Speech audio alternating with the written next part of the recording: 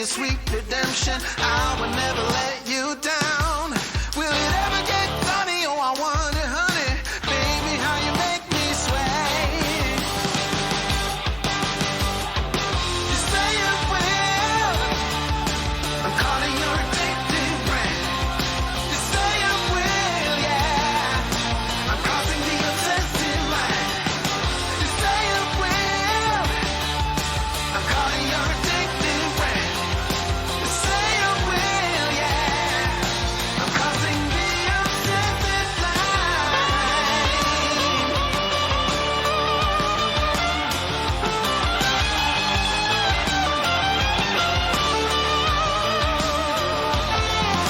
Saw you rolling steady, took it kinda heavy. Baby, I'm a loving kind.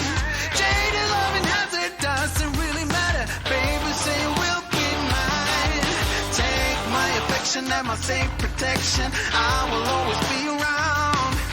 Will it ever get sunny? Oh, I wonder, honey. I'm tired of being in the line. You say you will. I'm calling your addictive brain. You say you will, yeah. I'm crossing the obsessive line. You say you will. I'm calling your addictive brain. You say you will, yeah.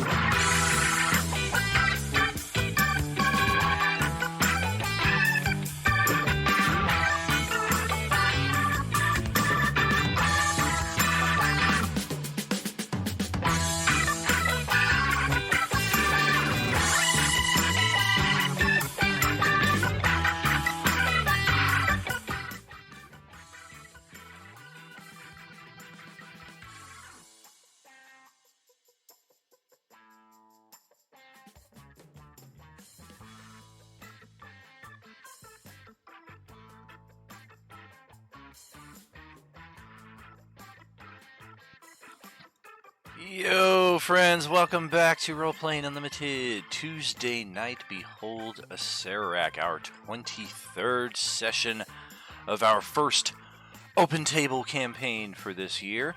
Thank you all so much for joining us. I am your host, DM Punk, reminding you that even through the darkest days, this fire burns always, always. Hope you're all having a great evening here.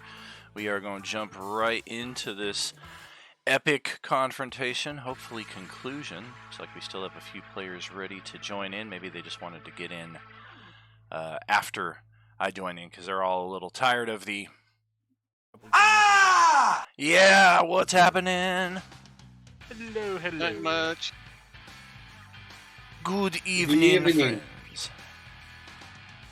Let's see, I can see we are missing, looks like 2 players so far off the top of my head, Justin and Terry.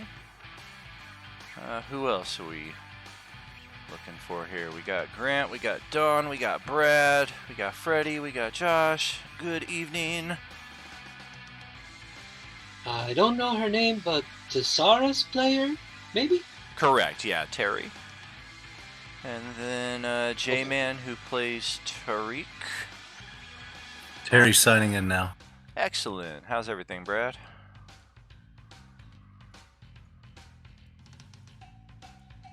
Pretty good. It looks like I have to hit unmute every time to talk.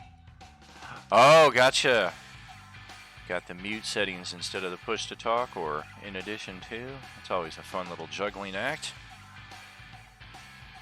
All right, well, looks like in the field of play we go.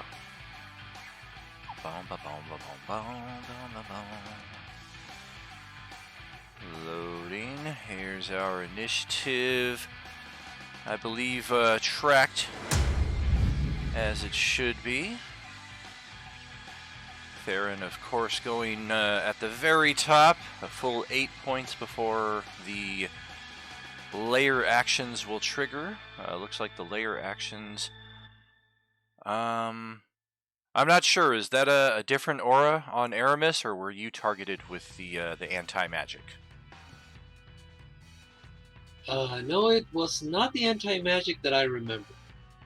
Gotcha. That would explain why one of the tokens from one of our departing players was prone. I think the last layer action would have been that the quake. I think so, yeah. That makes sense. So yeah, whatever aura is on Aramis is not anti-magic, just for all of our sakes. If anybody's like, "Ooh, stay away from that dude, he's got cooties." And then, of course, perhaps the bravest perhaps the bravest of all of us, Arm Ripper here, trapped inside of one of Acererak's gemstones, embedded on the skull of this demi-lich, who is currently face-to-face kind of with a Coelatem. I am flying 15 feet up. We did have Qdoka in this space right here, but he has been assigned elsewhere and winks away from this mission. What mission could be more important than this one? Who knows? Oh no! So our ranger, who was right there helping out with this side of the field of play, is now gone. Tariq is flying on his broom, I believe, face-to-face with the only other foe on the board who is not Acererak, the Black Crier, or Dark Crier, whichever terminology they went with here. And otherwise, yeah, looks like the Flaming Skulls are destroyed, the Ghostly Templar is gone, even the Death Knight has been defeated.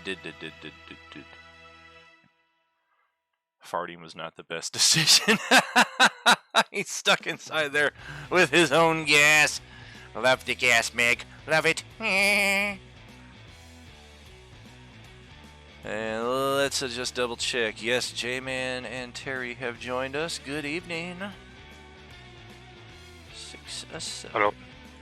I think that's everybody. Kirk let us know that he's got to be absent tonight, and it would have been the first session for the character anyway, so we don't have to drop him out. We just have to not debut. Perhaps next session. But without any further ado here, we will get this show rolling with Theron. You've got the top initiative spot here. Looks like you're flying 40 feet high on your broom there. No, my winged boots. Yeah. Oh, the winged boots. Well, I'm half right. You're flying at 40 feet high. Thank you for the resub there, Sarah. Thank you, thank you. Didn't even know you were doing it. Then I'll move down, fly down right here.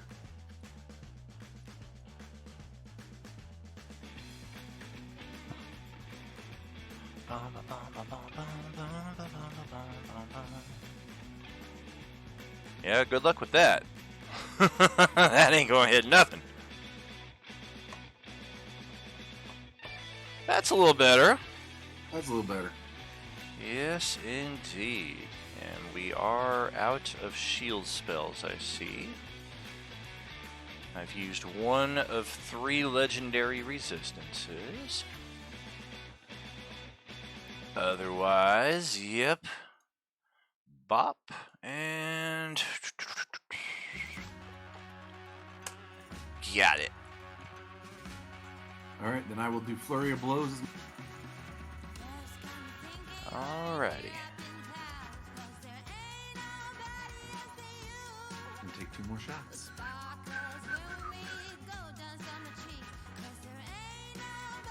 Yes and no. AC target is 23. I will use a key point to make that happen. I think I can use 2.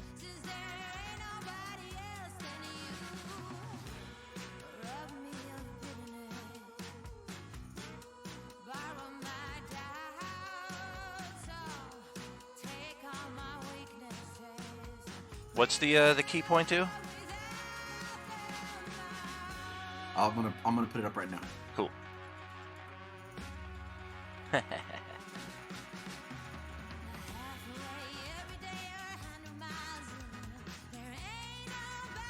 You may have set it for a recurring subscription, and maybe just since you logged in, it decided to post the alert for everybody to see.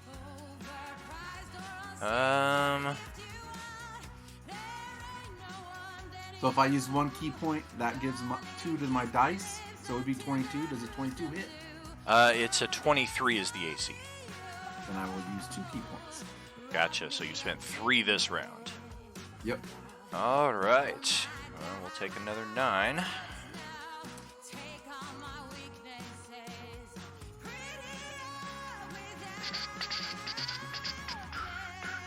And that is all I got. Okay.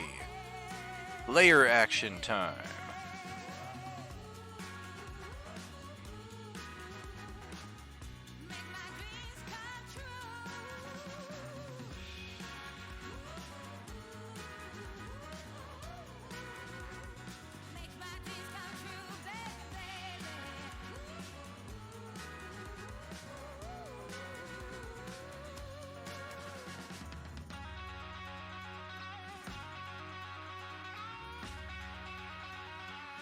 Alright, so Tassara and Tariq are outside of my range for this one, so you can ignore the following effect.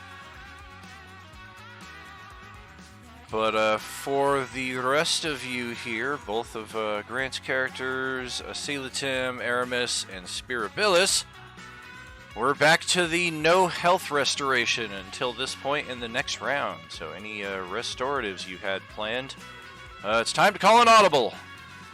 That is initiative count 20. That'll send it over to Tariq over here, face to face with the Black Crier.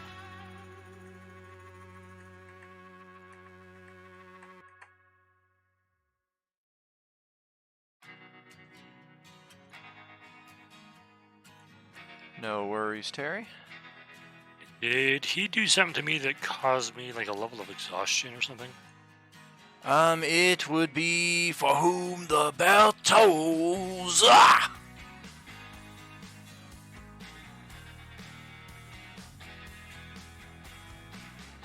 That is the only effect that I possess that will inflict an exhaustion, so it has to have been that. Okay. And I'm sorry, when I leveled up, I forgot to keep track of what my hit points were. Womp womp. I guess best estimate, honor system. I don't particularly remember how damaged your character was. When in doubt, you should just kind of start with missing 90 to 99% of your hit points. I feel that's fair. Oh, Thank you for that, Terry. Yeah, we got some decent tracks on this Agent Orange playlist here.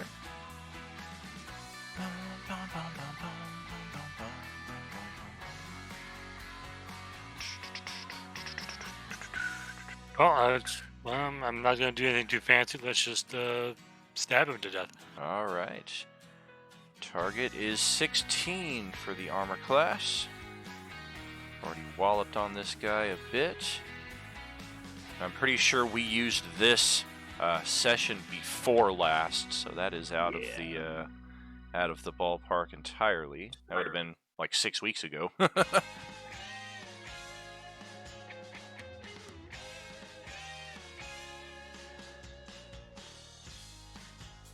Oh, that booming blade. I need to find an icon that'll represent that. Don killed one of my villains last night because he moved away. Boom. Yep. I was waiting for that. I was like, nobody touch that. Yeah. Nobody touch it. That's the new Cloud of Daggers, because there's no effect on there for it. Enough time goes by that I forget about it, and then I not move through it, I just move. And it's no good. Well, I mean, it's not something you should really classify either. You know, you really shouldn't be like, oh, I got a booming blade on me, I better not move type thing. Anytime a spell effect is on you, you're generally aware of what it is, unless it's like a dominate or a charm. Ouch, ouch. Is the thunder a double click, or are both applicable? So, okay, so it's 3d8. If he moves, it's 2d8 immediately. So, how would you do, since it's a crit, how would you do the damage when he moves? Would it also be a crit? That's weird. Because I did the 3d8 and I just rolled it twice because of the crit, but then I realized, wait, I don't know if that applies when he moves. It's still a crit. Don't you also do extra damage because it's undead? Yeah, I'm looking at that in a minute. I'm just Oh, okay. adjudicating the movement blade first. But yeah, I'll do the 2d8 twice because that will apply to the crit. But Sure. I guess we'll have to figure out how that 3d8 will apply if he even moves. Right.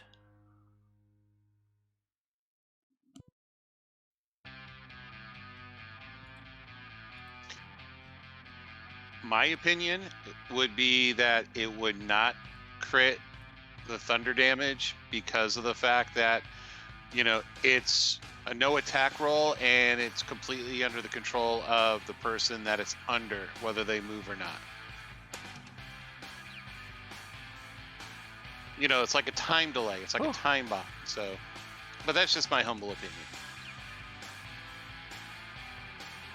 I'm kind of leaning in a similar respect, since it's outside of the immediate effects of the crit. It's kind of like a lingering crit, which can then just open up all manner of confusilation for future similar effects. Just for clarification, the 11 and the 16, yeah? So yeah, the 11 and 16 were 2d8. And then Okay. the extra undead damage is the next one. Oh, that's the 10. Okay. Well, you gotta zoom in real close, but I got a handful of hit points left after all that. And then if he does move, then we'll take one of those 17s, I guess. Sure. And I do not have extra attack, so I am done. Wow. Well, all right. Drag him with you 5 feet. Come on. Somehow it survives. Push it. Yeah. All right, so over to the bad Mamma Jamma himself. Acererak will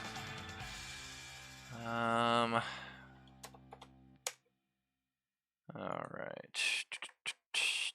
Did someone say surrender?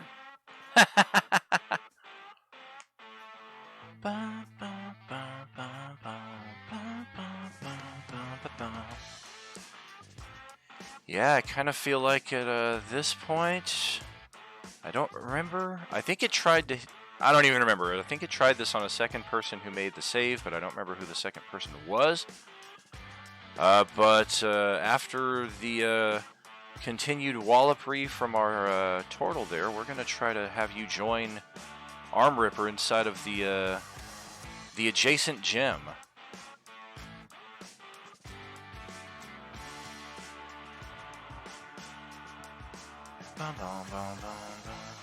Let's see how the charisma save looks.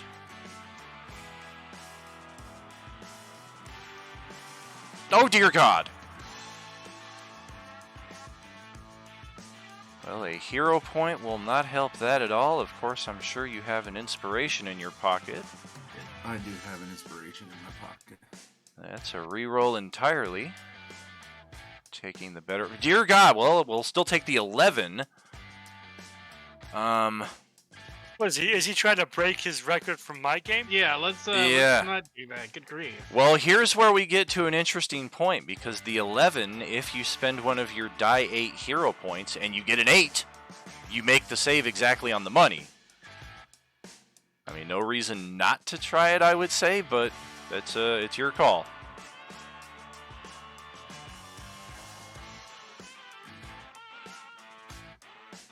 Rolling 1's enough. Maybe you got an 8. Oh, for fuck's sake! Womp I swear womp. to God. Ladies and gentlemen, dice don't lie. Oh, these fucking 1s.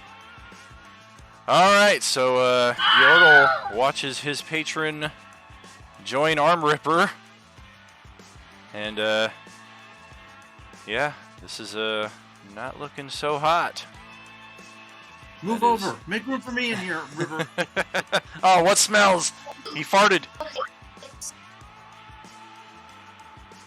And it looks like I'm flying 15 feet up and Acererak is ground level, so I'm not concerned Correct. about attack of opportunity here. It's just going to float, maintaining 15 feet. We're going to start heading off this way. Booming blade.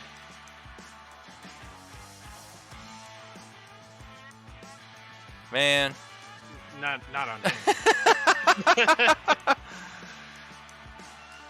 Oh, okay. It's funny. I thought it was. It's hilarious how many times I posted "Pay Attention, Dawn" in the recap game from 3 years ago today, and then here we are, demonstrating the level of growth in that respect. I just like saying booming blade. I think you do, brother. Yordle watches perhaps the most horrific thing possible as Theron is ripped away, and the whole reason Yordle exists is now potentially in jeopardy. So what's Yordle got? You give an episode 4 Luke Skywalker, no! Or is it like an episode 1 Obi-Wan, no!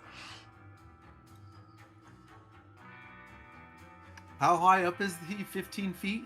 Correct, yeah, 15 feet from ground level too. So technically you're higher up than he is right now because you're on the second level high. So I'd say you're like 25 feet up from where you're currently at. Where'd he go? Where did the...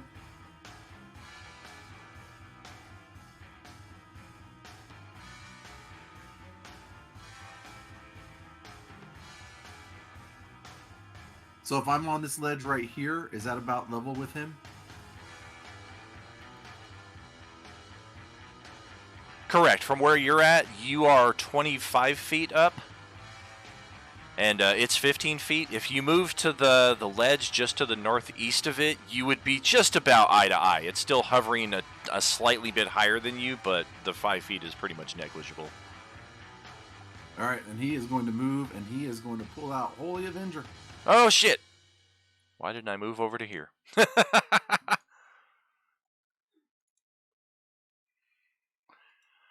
All right. Starting off with a miss by 1. No, I'm gonna use a hero point and make that a hit. That's another one. Burning through them like hotcakes. 27. That's my last hero point, I think, too. Holy crap. Well, that's 27 damage, and we will take all of it. Again, no health bar on this thing, so it's kind of hard to tell just how beat up it is, but you guys are damaging it considerably. There was that one crack in the side of it that's just been consistently widened with ensuing attacks in the same area. 30 is another hit for 25 more. Holy shit. I think we got another joiner to the Demi-Lich Gem Club here pretty shortly.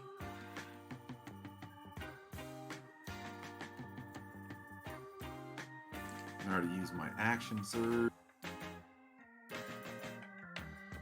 I can bonus action another attack, but I can't add the stuff to it. Or no, because it's not second hand. I can't. It's a long, yeah. Never mind, that's all he's got. All right. Getting it done. I think it's probably legendary interrupt time.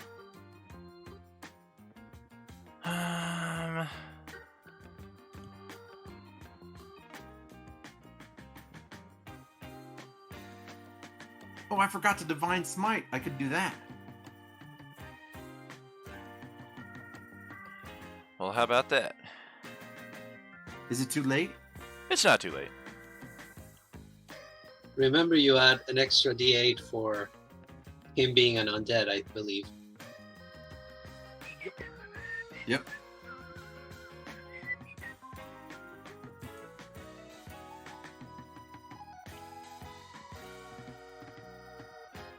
All right.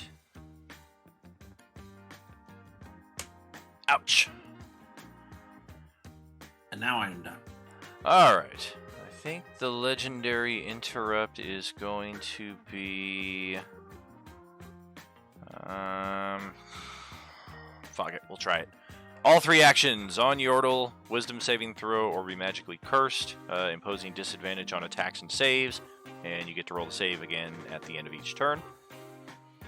Wisdom's probably decent on this character, so we'll see. How about that? Good lord, man. Man, your fucking dice. Holy shit. Wow. Dice number 1.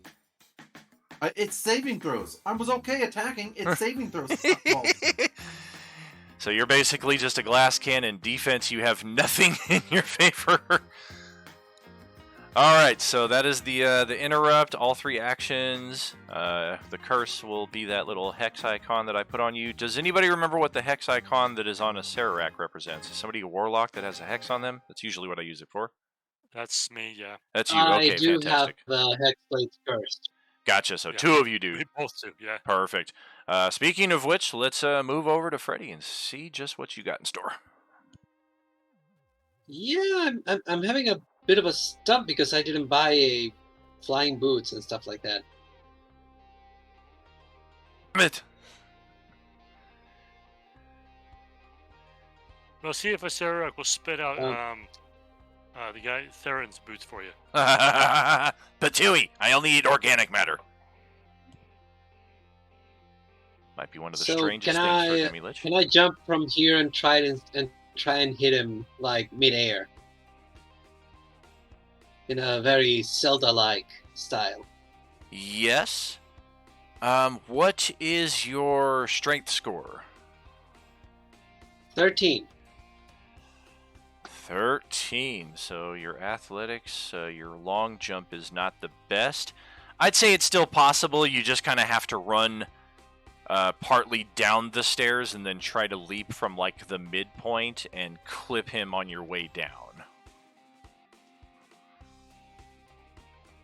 So like from here doing like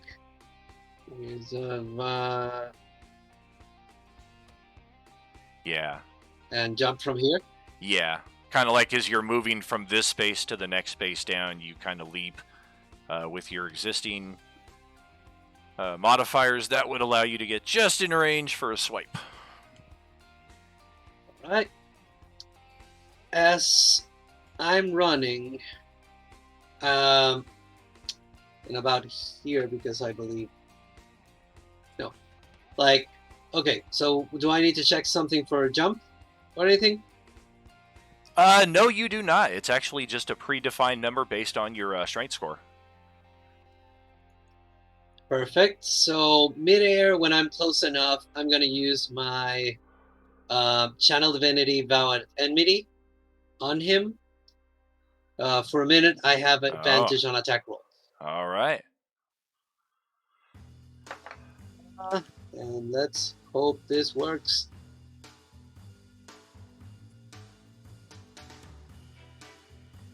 Cheat!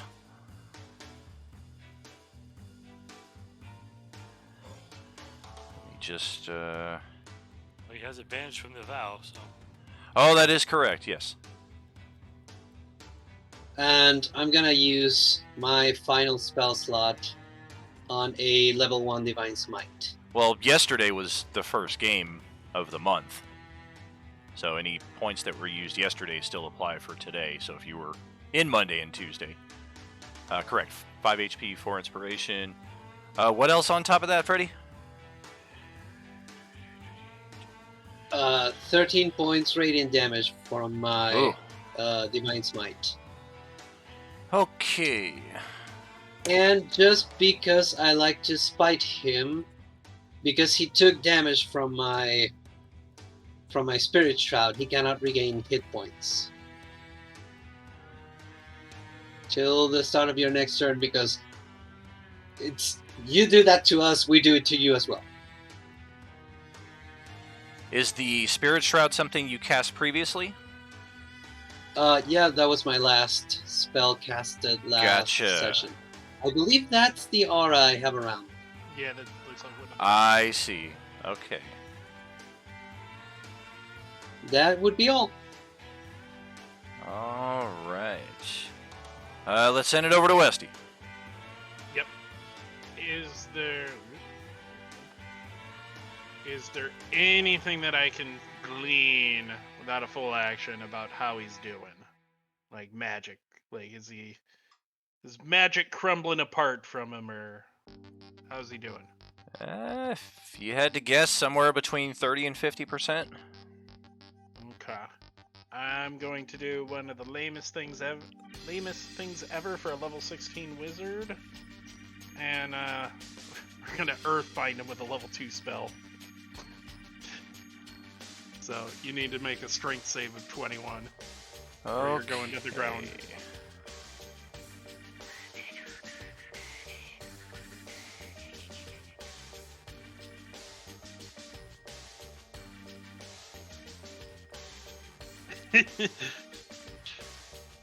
Or there's that. No, thank you. Hey, level 2 spell to burn that, so. Yeah, pretty decent. Does he have any more of those, or is it? Well, he was at 2 I out of think 3, and now he's at 1 out of 3. Keep doing it. Yeah. So that's my action. Can't really do anything with a bonus action, so just kind of. Actually, I'll grab the broom and move up 10 feet, so I'm not on the ground with him shaking everything. And that'll be my turn. All right. Over to the Black Crier. I think. Just take one step back. So, bell toll and then 2 melee attacks. Of course, you will be the target of this right here. To the tune of 10 necrotic.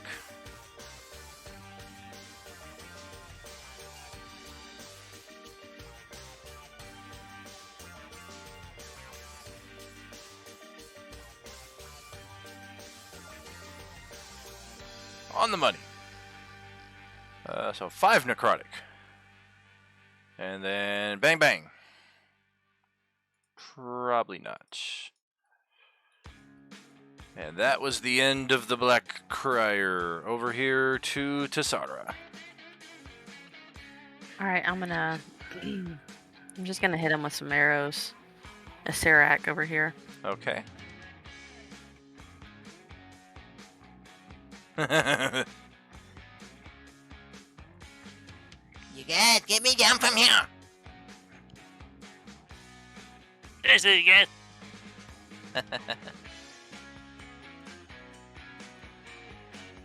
All right, a miss and absolutely a hit.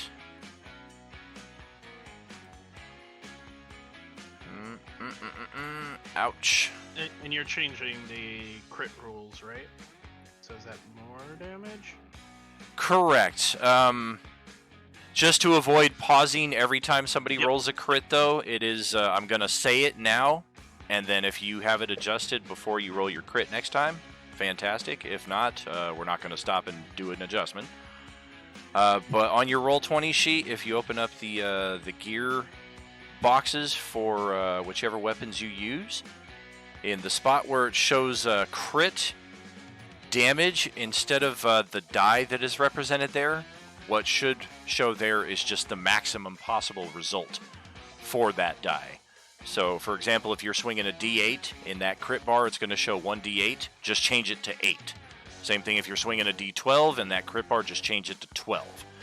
Whatever crits you deal going forward will do maximum damage on the crit side of the dice, plus whatever you roll on the regular side of the dice. Does that include like the extra damage, like radiant damage? Just weapon attack damage. It does not include sneak So- attack damage as well for those of us like, yes, an extra 60 automatic. No. So if my longbow is crit 1d6, I just change that to 6. Correct, but your bow should be doing die 8s by what I'm looking here. So basically, it just ends up as 4 extra points of damage from what we see here.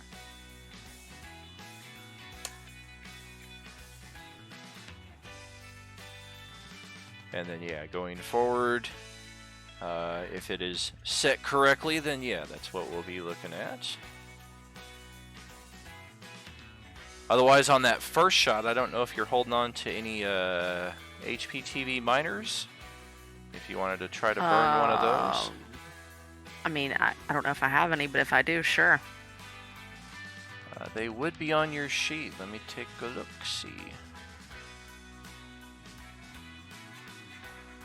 Oh, I think I have one.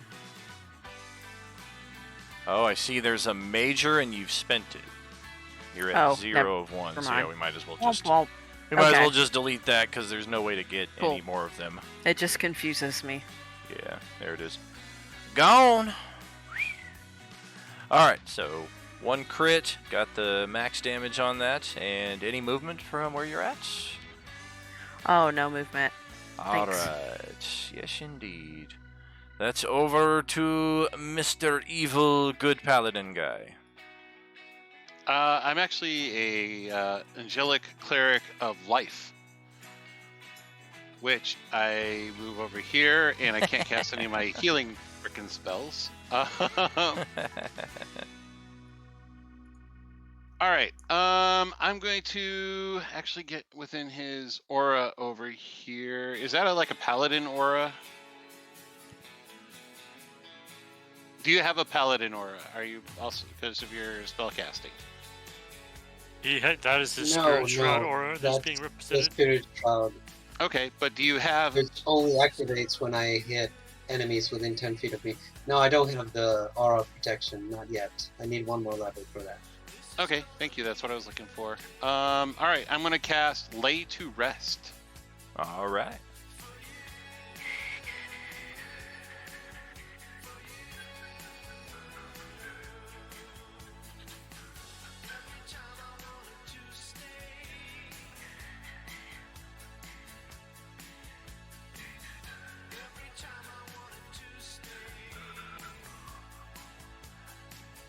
Is the spell save 17? That is correct. All right. Ba-ba-da-da-da.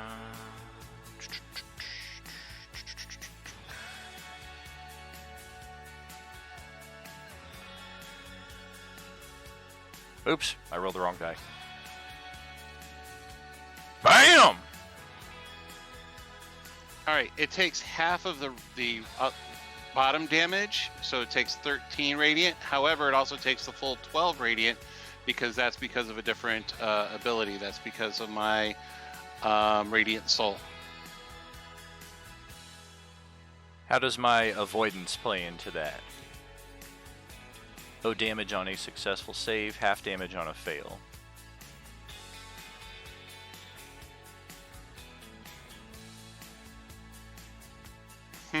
The arcane version of evasion. Yeah, I think I basically is because I deal damage, extra radiant damage to one target when I do damage to it. Since the spell didn't do any damage to it, obviously it's not gonna be applied to that. So there went my nice little 6th level spell. Damn it! Toilet. All right, I guess that's it. I'm done. Yeah. Alrighty.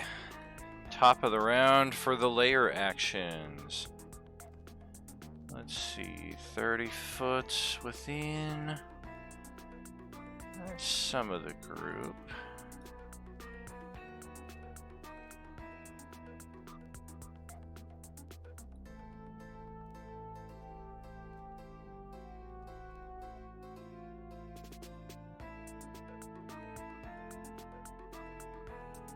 Okay, just a brief pause here.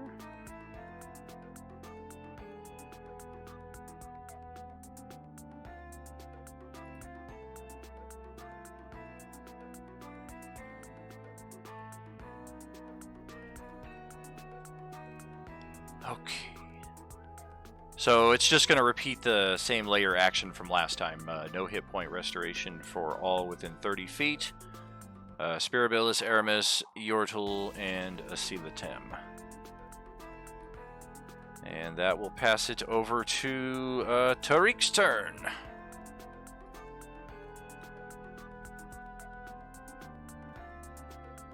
I'm glad that this guy like we were supposed to move. Now I had to fucking finish off.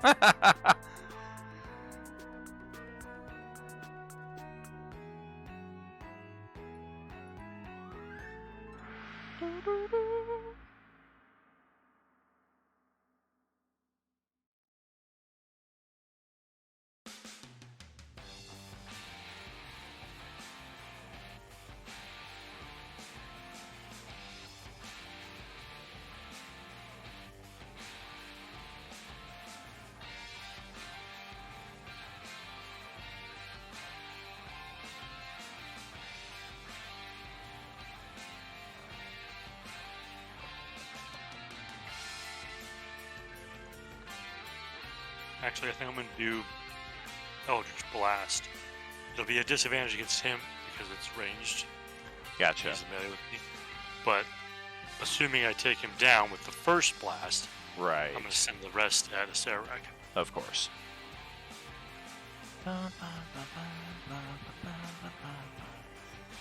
AC target 16. Of course. And of course... Oh, for fuck's sake! Wow! Well, I suck. Continue on. Yeah. Ironically, you would need to hit with all 3 of those to kill it. With that amount of damage. Holy crap. Well, that sucks. You got it.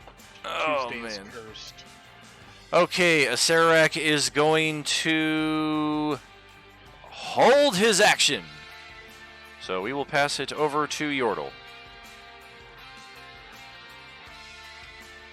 All right, what do I roll for the curse now? At the end of your turn. And then how am I like? What was the curse? It is disadvantage on attack rolls and saving throws. Is he still within reach? He is.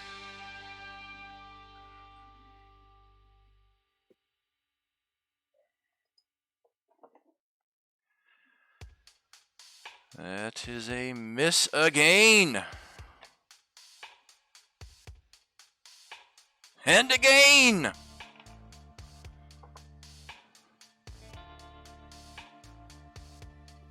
And that's all he's got. Oof. All right, back over to Aramis. Can you move back? Can you move a little bit out of his range? I cannot move until it's my turn. Yeah, I can move.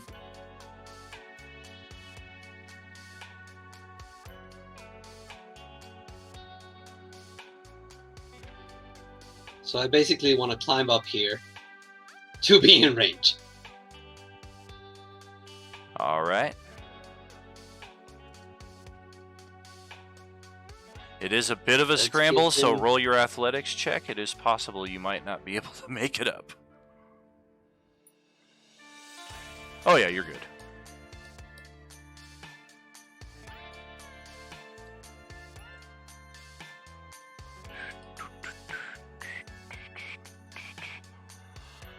And then womp womp womp womp. I do have advantage, so I think the second one hits. Oh, the advantage is still in play, isn't it? All right then. For a full minute. All righty. And he cannot heal. Okay, that's definitely confirming this on you. The whole reason he held his action was to heal after you were done, and if you're going to stymie him again, then he's going to say bye-bye, or try to. Of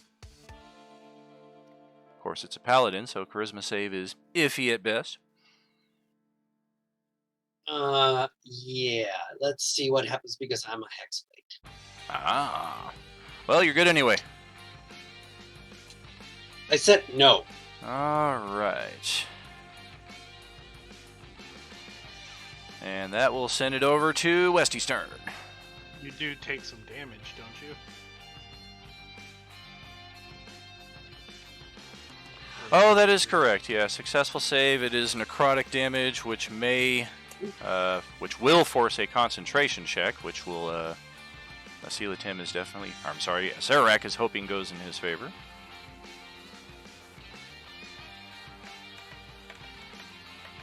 He'd still not be able to heal, though, right? Because he was already hit. If the spell goes away, though, huh? And I saved the concentration, so no Yeah. worries. Yeah. Alright. I'm about to make this damage my B. Oh, it's already pissed at you.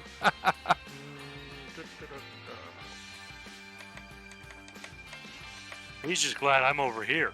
And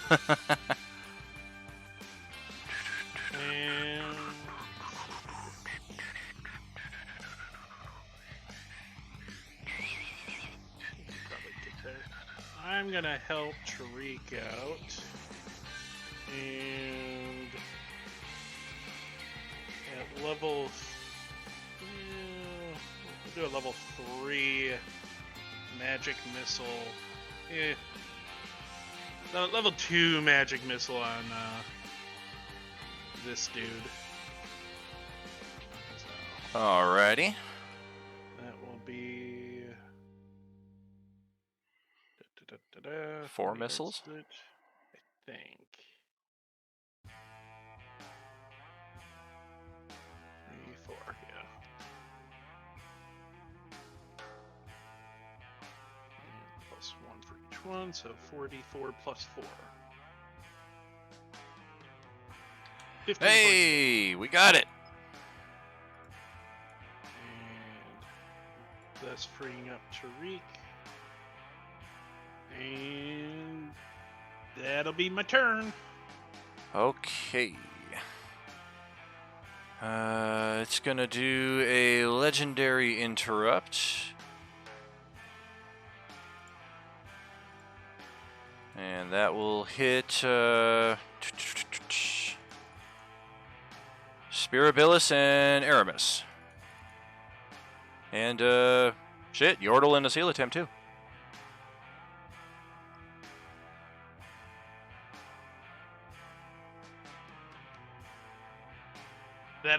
That is a magic thing, right? Since it explicitly calls it out. It is. Okay. So you say Yordle has to make a Constitution saving throw? Yeah.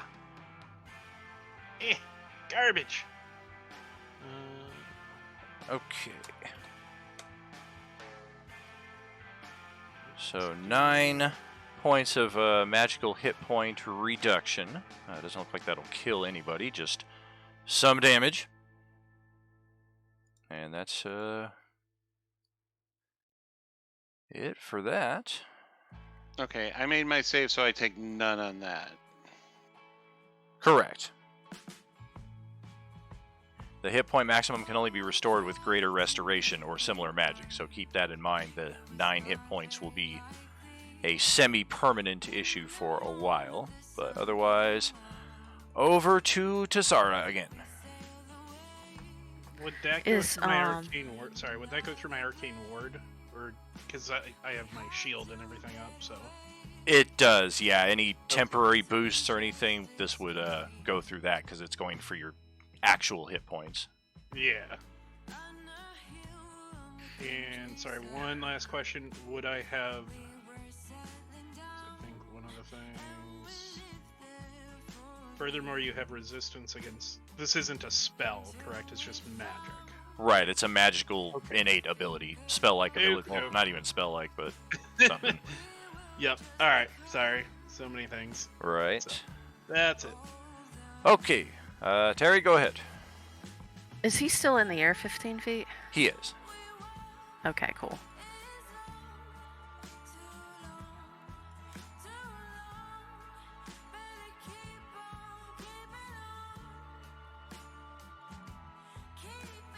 Alright, I'm gonna hit him again with my arrows here. Alright. Oh! Ow, 2 for 2. Oof. He's got arrows sticking out of his eye sockets. Yeah, you do. Good thing I don't need to see. Well, that's another good chunk of damage right there. And the crack in the side of this thing is now looking like a ripe piece of fruit, like a coconut that's been bashed against a rock for a good while. So you guys are thinking you're getting near the end of this combat. Still going to take a good few hits, you think, but it's certainly within possibility.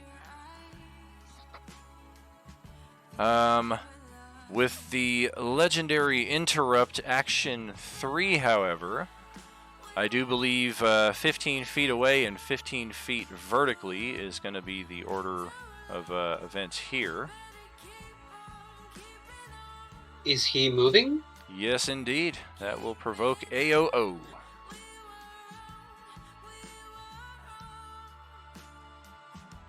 That fucking ability. So I have the Sentinel feat. Thank God. Does a 22 hit? It does not. 23 is the target. All right. 30 feet high and 15 feet away, and Don is now looking 20 feet up at this thing. Okay. I know Catastrophus I'm is going just to- chomping at the bits when he saw that ability come up. I'm going to cast Guiding Bolt All right. as a 3rd level spell.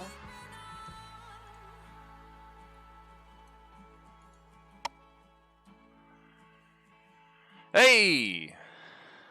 Oof. Yeah, no shit. Ow. Well, ain't nothing I but can do about it that. takes all the damage, so. Yeah, that's 31 damage. Yep, all radiant. Yep. Ow. Yeah, now there's a nice glow inside of the skull where you targeted perfectly inside of that opening. I'm going to let my spiritual weapon drop over there, and I'm going to cast another spiritual weapon, this time also as a level 3. Mm-hmm. So let me cast that thing really quick.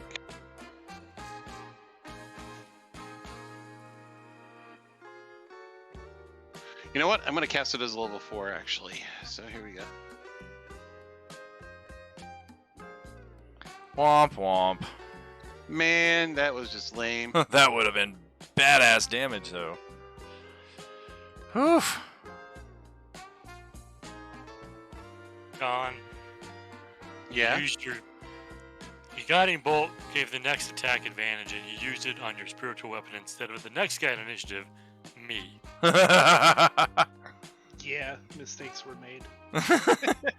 It was at this moment that he knew. He Can, fucked up. can he cast 2 spells? I think if one of them is a cantrip, yeah, or shit. Guiding bolts. Guiding bolts is a action, and the spiritual weapon is a bonus action. Correct. We're not talking about the action side of it. I thought you can cast 2 spells, but the prereq is one of them has to be a cantrip, or am I mistaken? Like if you rules was written, if you cast a bonus action spell, you can only cast cantrip as your action. I don't know. I don't think you can do it the He other already way. had the spiritual weapon out, didn't he? No, I let the other one drop, and I cast a new sorry. one. Right. Paying attention thing. Personally speaking, I don't agree with that rule because it's stupid to reduce spellcasters to that level when fighters can take 3 attacks.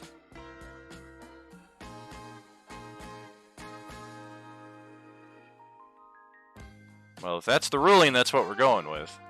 Whether we agree All or right, then, disagree. yeah, I Spiritual don't- weapon couldn't have been cast, so Sure. it couldn't have attacked, so there's still advantage for the next guy that attacks. And your other spiritual weapon is still up. And the other one is still... I would have dropped it because of the fact of how far away it was. Gotcha. Okay. You I'll can just- still use a bonus action to move it, but Yeah, it's like way on the other side of the battlefield. And... okie doke. It's 40 feet away. It's 2 rounds of moving away. All right, layer action time again. And I think it's time for anti-magic.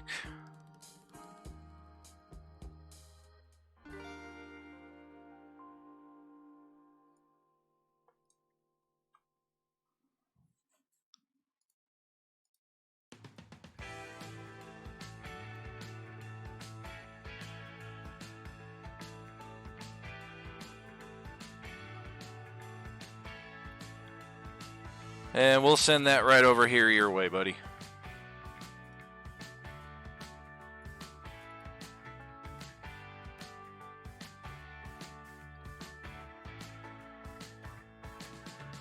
Ten-foot Sending what my way? anti-magic aura, centered on Spirabilis. Of course. Alrighty. So over to Tariq.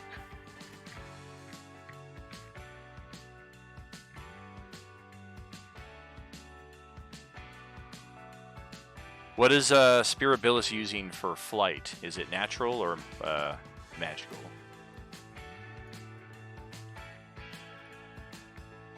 I think it's his wings.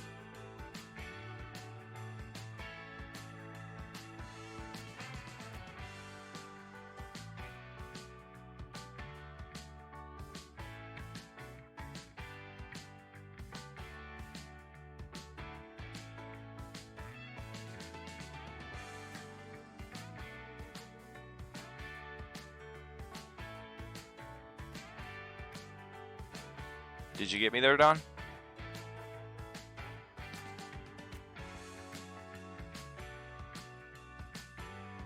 Yes, he got up. I did. Yeah, I don't think he heard you, but I think it's his wings that he's using. Yeah, it's from the Divine Soul ability. I just went to microwave something. I didn't realize I was going to be needed at the moment. No worries. I was just curious if you had dropped to the ground or if you were still aloft. Well, it depends on what you classify, because Radiant Soul is not classified as... It's basically my transformation Sure. for being an Azamar. Sure. So That's I don't know if you not- want to consider that. Yeah, that's not a magical ability. All right, so I'm fine.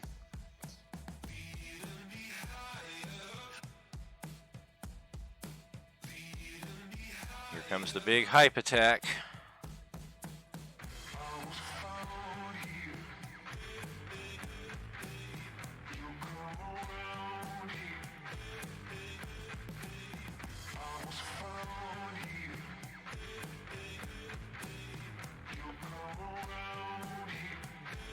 Oh, there's that thing again.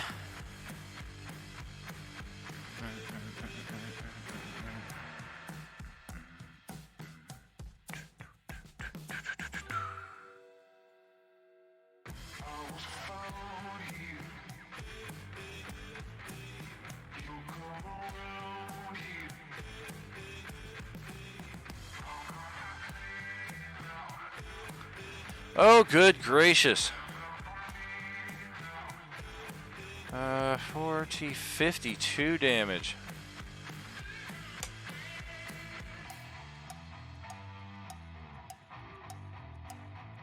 Alright, I'm not declaring anything until you declare you're done.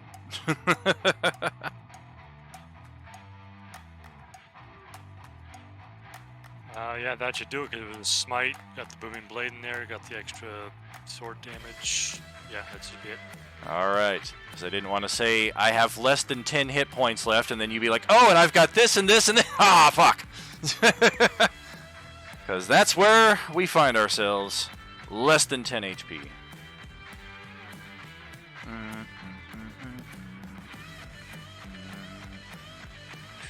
After that hit, I'll say to him, release my friends and end this stupidity so we can work together to fight a greater evil. I cannot be killed. I will come back and hunt you each down in your sleep.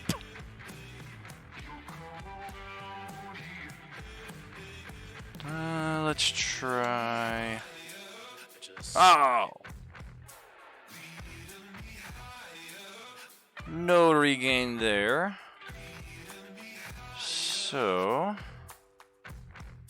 Yeah, I think. That was successful. Alright, looks like Tariq draws the trap soul this round.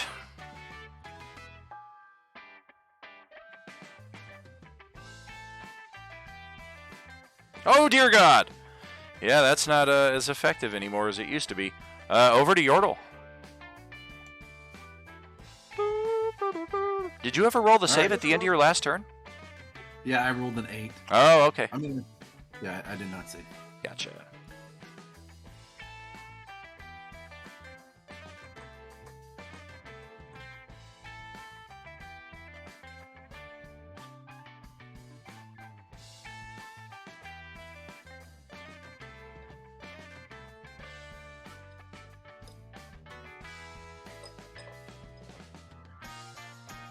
So Yordle's gonna move down here. So the purple sphere is like no magic, right? Correct. Does magic missile? If I cast magic missile, would it? I can cast it where I am. Does it fizzle as soon as it hits that sphere? Magic missile is unerring, so it'll purposely go around it to hit the target. All right, then that's all I can really do is because I don't get disadvantage if I use my magic missile.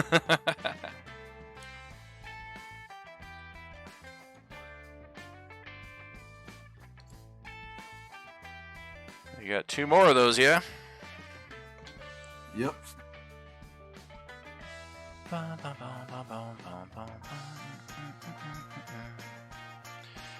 Well, if I say I have less than 10 hit points and you do 10 hit points of damage to me, I guess we all know where we're at. Woot woot. And that will send Arm Ripper and Theron tumbling out of the remains of the Demi-Lich. As it, let's just check any effects here. Yes, yes, yes, yes.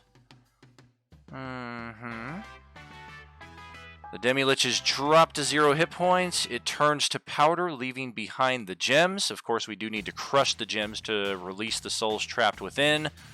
So basically, there's a pile of gems on the floor before us.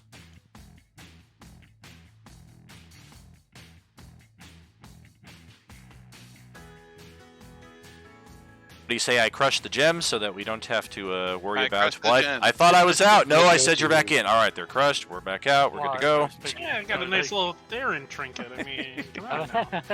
It's It was shaking. like I didn't have genie No. bottle in there. It's a bar. Yeah, hey, Theron and Armor, they're in a rave.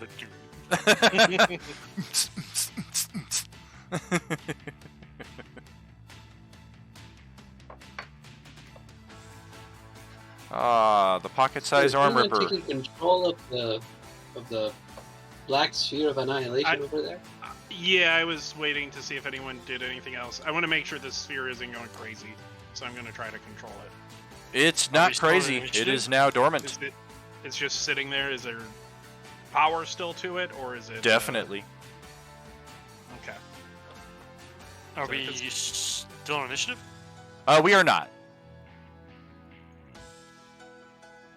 We want to search all the dead bodies. Well, of course, but I'm going to land first and let my radiant soul drop. All right. I'll bring up detect magic as well.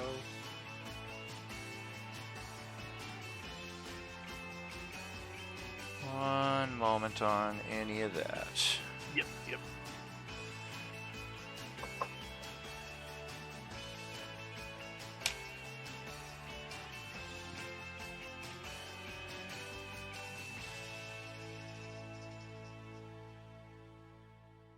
That was the theory there, Sarge, was big hype low rolls, but he comes out with 52 points of damage.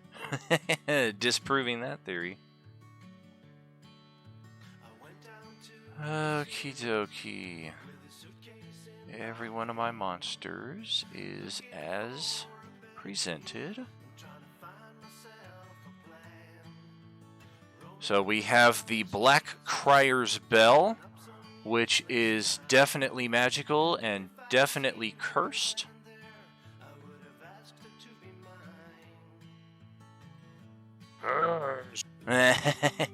Our Death Knight is a magical creature, or was, in and of himself, so his regular longsword was perfectly fitting for his position. So if anybody is in need of a rusted, well, not rusted, but it's an antique longsword, but it does carry no magical properties. It just kind of looks cool and from a bygone age.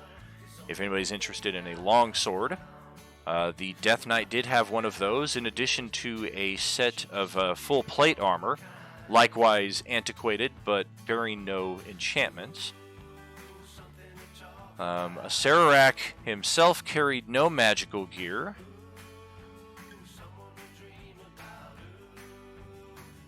Aside from the gems that are left behind and the ones that did not contain anybody within, are just regular gems at this point, each of them worth 1,000 gold, and there are 9 more of those.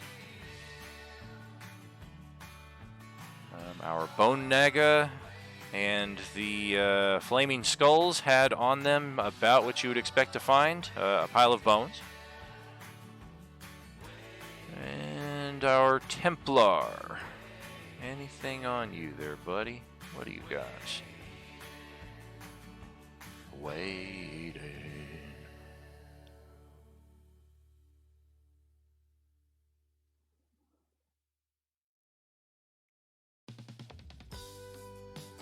Ah, yes. The Shadow Blade. That is pretty cool and not cursed. Its plate armor is mundane, like the Death Knight, but also looks pretty cool, just like it's from another world or something like that. But the Shadow Blade that the thing is carrying is effectively a +1 longsword, but the blade of which can be summoned or stowed with a bonus action, and it just basically creates a blade out of shadow. It still does physical slashing damage, it just has the thematic appearance of shadow, and otherwise is a +1 longsword. So it's a black lightsaber. More or less, yeah.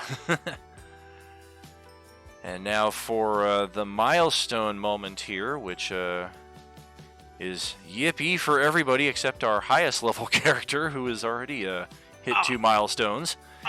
You're hitting the half milestone here. But for everybody else in the party, I believe in the case of Aramis, that's going to bump you up to level 12. In the case of Theron, that's going to bump you up to level 14, and in the case of everybody else, that'll bump you to level 13. For Yordle, do I get? Am I just going up the one level, or can he go Correct. up more than one? Correct. He's still milestone is the same level for anybody. It's not XP technically. So he gets level 9, I believe it is, which is pretty bitchin' for a henchman, considering we have a full 25 player characters who are not even level 9 yet. Yeah.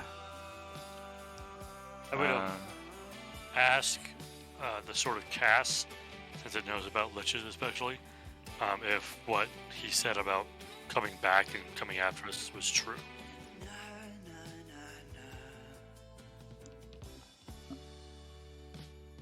It is more than likely that the Demi-Lich possesses a phylactery, which I know you are intimately familiar with. Given the separation of experience and intelligence between the Demi-Lich and the Dracolich that you fought previously, it is no doubt you will encounter this Demi-Lich in the future. And now that it has experienced the onslaught of your group, it is likely to take much more careful precautions when encountering you in the future. Now, at least, Okay. hopefully he'll take to heart what we were saying and use his second chance as a way to warn his friends about the coming threat. Only time will tell.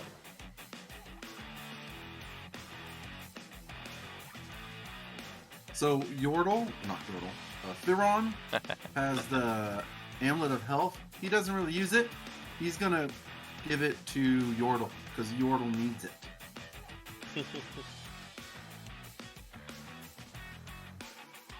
Alrighty then. Just if you're wondering, if you ever look why Yordle has an Amulet of Health, because that was a Gotcha. Sure.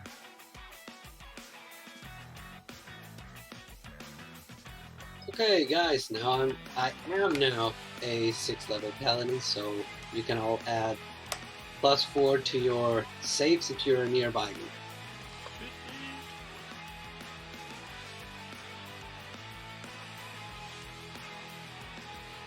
And this, as folks kind of walked around and looked at stuff, this orb hasn't done anything, correct?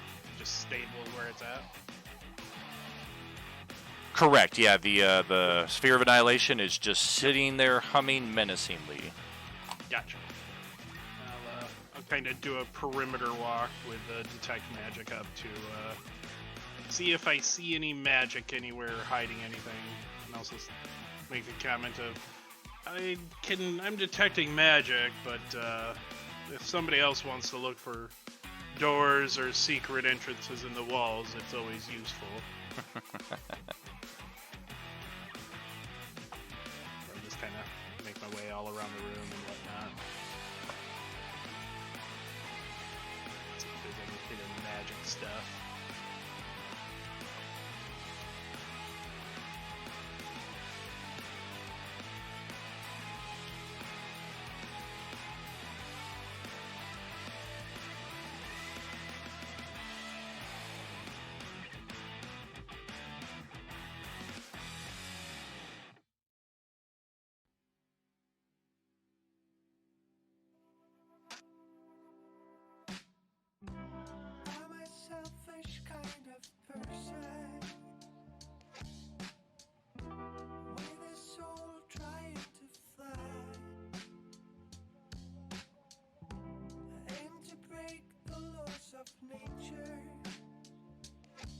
Yeah, not much else to see in here from our wanderings. Nothing magically hidden, no hidden passages that we can tell.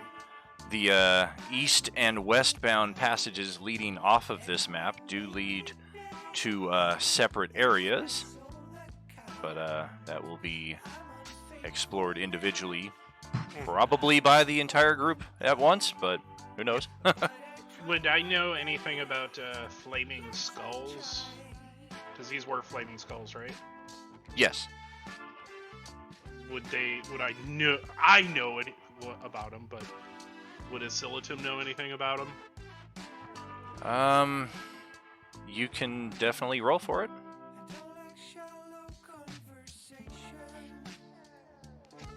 22. Yeah, now I'm... Okay, 1 second. I know they can come back, so... After a certain period. I know that. I believe it takes a few hours or maybe a day, something like that. I think they roll for it, yeah. But they can be... The magic can be removed in certain ways, so...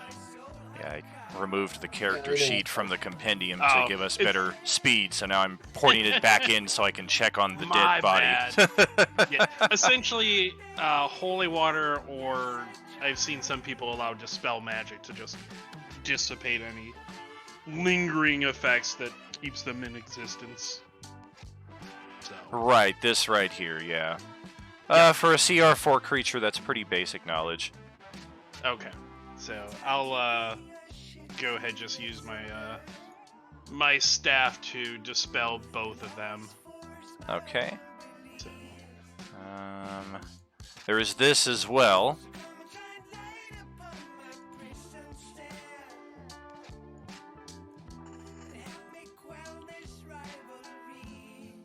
Which, as we begin exploring just what these creatures are, that may spark some interest.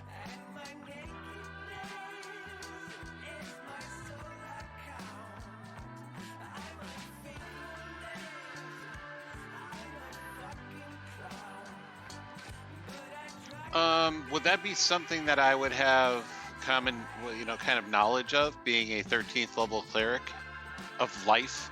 Definitely.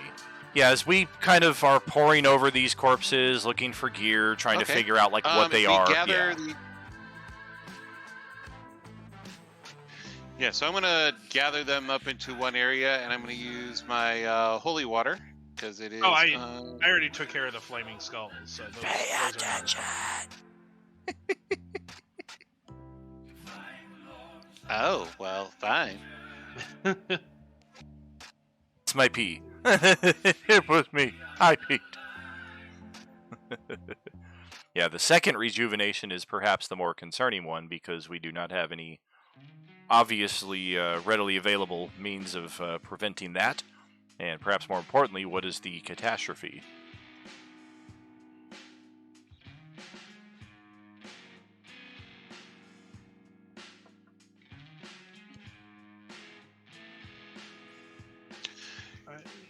Is Yeah. it an immaterial undead, that Black Crier?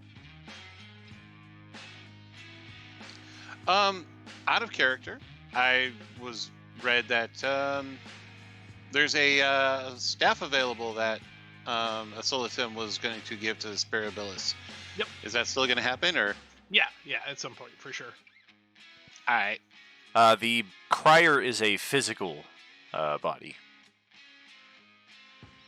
Can't we just stuff him in some room and make sure Well, he can't get out of there?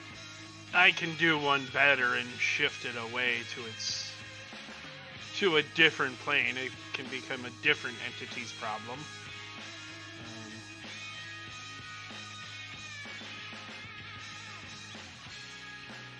Yeah, I don't know that we would want to have a creature in the trunk a whole day.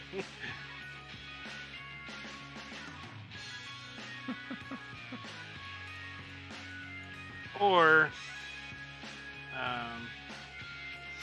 bring the body over to the orb, near to it, like right about there.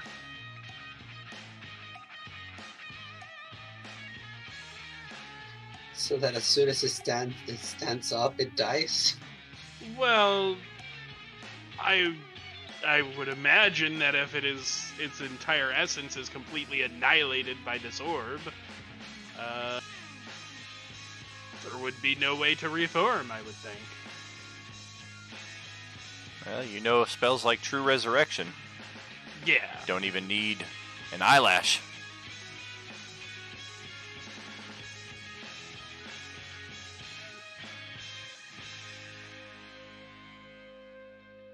Would we know how does it return to wherever its body is? It will return to the region that it is bound to. So even if it is Okay. banished or the like, it'll still return back here. Gotcha. Yeah, so there's no point in sending it away to a different plane or something like that. I think that the only thing that I can think of right now to do to its body is to annihilate it with the orb, but I don't know that they would actually prevent its functionality of returning. Well, if our mission was to get that disgusting thing on our side, and we destroyed it and made a permanent enemy of it, that doesn't bode well to our future. No, but we do have its orb of annihilation, and can I try to control the orb to just move it around? Yeah. Arcana check. Hey, not horrible. Yeah. DC 25 if it's uncontested. You can feel the magic. You can feel that it is able to be manipulated, but it is not something that is consistently wielded even by the most experienced casters. It does tend to kind of have a mind of its own seemingly sometimes.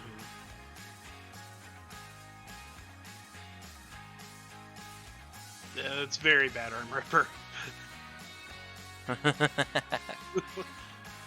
Oh, the other undead that is just outside of this area to the southeast, the Bleak Heart. Natural armor, and its weapons were also natural, so nothing to be found on this thing right there. With or control the orb, I'm just going to roll it over the Naga to see what it does. Well, it's a DC 25 to even move the orb. Oh, okay. Nope. Focus more. Nope.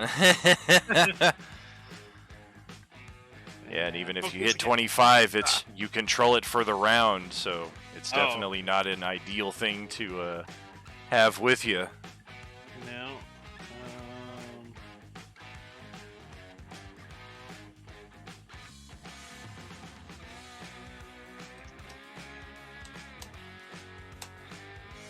Maybe we should just leave. Yeah, we can go forth elsewhere. Oh shit, wait a second. On a failure, the sphere moves 10 feet towards you. Why would it keep doing it then? Exactly, the first time it moves, I imagine you're like, whoa! Like, up! Like, fly over here, oh god. Try it again. Yeah. Shit!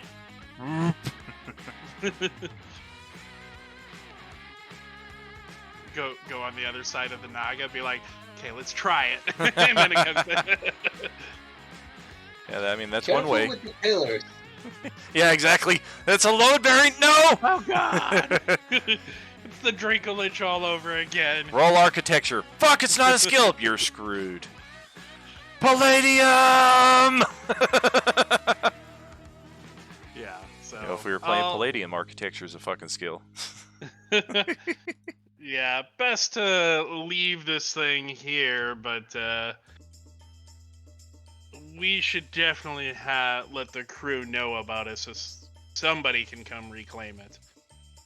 It's not an easy undertaking.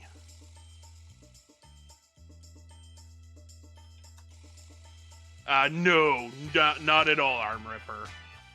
This thing will literally destroy anything. Put it in the trunk. Yes! Do it! I'll give it one more go. Yeah, now. Like, Even with a plus 11. Yeah, exactly. Nothing doing. Goodness.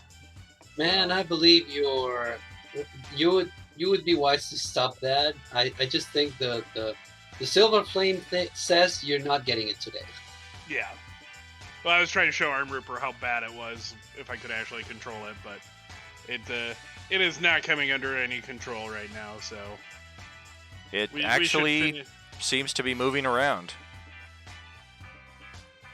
I'm going Oh, to he hover got up. pissed.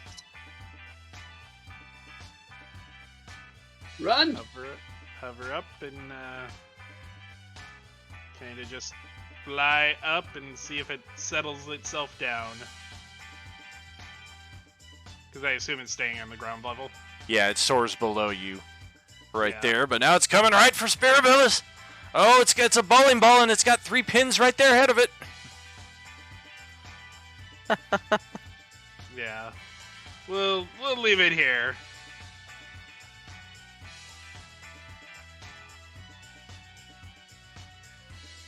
Yeah, it definitely Hey, I seems to didn't try have. to touch it. It definitely seems to have a mind of its own right now. So, steer clear. I feel like we should get out of here. Left or right? Can I see anything down this hallway? Both of them seem to go for a good 50, 60 feet before winding off in one direction or another. One way is as good as any. And We haven't done anything with them yet, Arm Ripper. the sphere finally sputters and rapidly dissipates into nothing, leaving behind something else entirely. Where was that at? I have 120. Can you change my vision, by the way? No. Ow.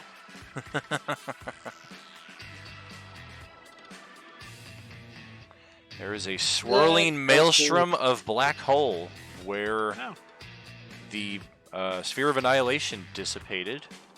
And Spirabilis is close enough that he can feel that if he were to even move one step closer to it, he might be at risk of being inadvertently sucked into this thing. Get the gems. Let's get out. Yeah, I assumed we picked up the gem. Like, we picked up all the stuff that he mentioned, like the armor and stuff, because that's Sure. Yeah, let me fix your vision real quick. Oh, you have 120 now. Yeah. Yeah. With that This is only cosmetic, but I'm gonna use my Pact of the Blade to make my sword look like the Death Knight's sword now. Oh, okay. Nice. Let's see here. Just gotta check this off your character sheet real quick, and voila, you should be good to go. Yep, I can see a lot farther. Cool. We'll head down this way, All right. I guess. Well, we are going Spirabilis. to. As we're leaving, I'll give Spirabilis. You seem to be a healer. Here's a. I was holding on to this, and you can probably use this more than I. And I give him the staff of the White Necromancer. Oh. Oh, thank you. I appreciate that. Acererak. You said there was plate mail too somewhere, right? Mm-hmm. 2 sets of antique plate mail. They're not magical, but they do look cool. To the whole undead goth Ravenloft motif kind of thing. Well, it's got to be better than my chainmail. Agreed. So can Yordle have one of the plate mails? Are they okay with that? It takes a while. Oh yeah, you can totally have it. It just takes a while to put on, so For sure. we should probably keep moving. Yeah, I'll put it in a bag and put it on later. What is it, a 1 hour assembly time? Yeah, it takes a while to put on plate. Sure. It's got to go around the shell. It takes a minute. Yeah. We need storage shell Theron. Like they had the different varieties of Ninja Turtle toys back in the day, the ones where you could open the shell and put extra stuff inside. We should like open it up for like an extra like Heward's Handy Haversack kind of thing inside your shell. Or Yordle, since he's a henchman, we can further his utility. So heading off to the west, we find a long and winding passage that takes us about 20 to 30 minutes to make through. Oh, can you take Nope. off that? Yes, that aura around me. Oh, I'm sorry. The last effect that No, the no, no, Demi-Lich puts on it no, before it dies no, is no. permanent. No, It's no. permanent. I have seen some shows that say that it's really hard to remove the spell or curse of a dead person. So You know what? Shut up, all of you, and take the fucking thing off. You ever seen the movie Drag You to Hell? Yeah, let's play. Yes, indeed. Yordle regenerates.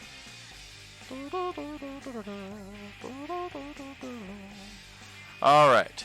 So heading off to the west, our passage takes us a good 20-30 minutes. Occasionally it'll wind or open up to about 15-20 feet. But for the most part, it stays this two abreast width for the duration. And any appearance of a worked structure are rapidly left behind, as this definitely becomes a natural cave formation.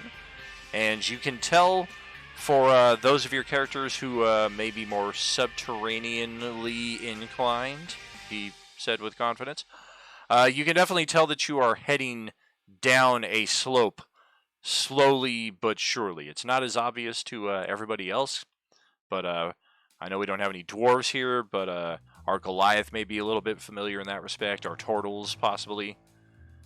Others who are just possessive of that skill set, i.e. those who have high nature or survival skills, might just be passively kind of aware, like, yeah. And this passage eventually opens into a wide expanse of a cavern. You guys are about 30 feet above this expanse below you. And if you've seen The Walking Dead, the later seasons, once they start encountering the Whisperers, this is a bit of a familiar scene as you look down below you and see just thousands of undead assembled. Most of them appear to be zombies and skeletons. The occasional larger size, you'll see an ogre skeleton, a minotaur zombie, vice versa, mixed in amongst the collective here. And there is a magical wall of force. I'm assuming Acererak still has Detect Magic up. yeah, I would keep that up. There's a narrow path that continues to abreast that heads down the slope immediately from where your characters egress into this cavern, and you're looking down on all of this. Just to your left, you can see this path heading down. And the only thing preventing this mass of undead from heading up here to where you're at is a wall of force that's placed perfectly right there at the bottom of the slope. Most of these undead don't even seem to notice you. It's not like a huge ruckus erupts as soon as you guys appear here, unless the first person is carrying an ever-burning torch or a spotlight or something.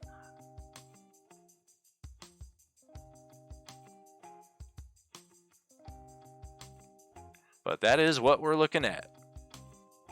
So all of them are like in a cavern, and we come out on top of them, Exactly. right? And then there's Yep. the passage through with the wall of force. Correct. And this is such an expansive cavern that it goes beyond any of your lines of sight, even those of you with 120 vision. And just based on the mass of undead at the far reaches of your vision and the perpetual echo of undead just here in the cavern, you can tell they are still present for a long ways past the furthest distance any of you can see. Sing along! What you're saying is we got an XP grinding spot here where they can't touch us. Yes, but Little also... grease, little fireball. Yes, but all of these creatures are like CR 1/8 and 1/4, so you've reached the is point... this like EverQuest where they don't give XP Exactly, anymore? you've reached the point where they don't Oh. give you anything anymore. Darn. They can still hurt you, you can still hurt them, but there's really nothing to be gained on your part from slaughtering zombies and kobolds anymore. Is there anyone that we can bring in to like get them XP? Yeah, right. Learn Let's about, tap in some of the Sunday morning characters. We're gonna lower you on a rope, and you just swing at them as much as you can. extra points for those who don't need to actually swing because have range attacks. Yes, Yeah. indeed. Doesn't matter how many it takes. You just need to hit a couple, and you'll get some levels, guys. So I will leave you all with that for our halftime break, and we will be back in 10 minutes or so and see just what happens on the other side of that, friends. Are you with us? Sounds good. Man, I was hoping. for Anything we can do to different get rid of all these undead? At first I was like, yay! And then I was like, no. Like, thousands of undead. They're all below us. We can easily kill them via range. Would this be a wrong time to consider making myself a wizard of necromancy and start controlling undead indefinitely?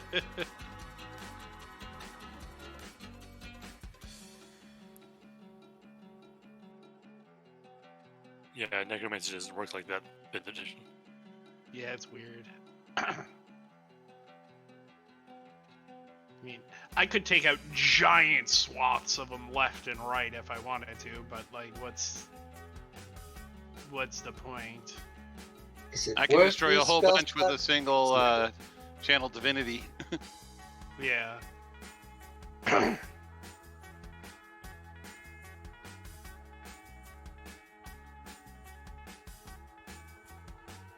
mean, Yeah, so clearly really- they'd be used for evil, but It really depends on how much of our resources we want to spend on slaughtering them. I mean, we could pluck a whole bunch without too much effort, but other than time. If they're packed like sardines, can we just set them afire and let the fire take care of it? It's Yeah, I was possible the thinking fire would Molotov spread. cocktail. I could do multiple.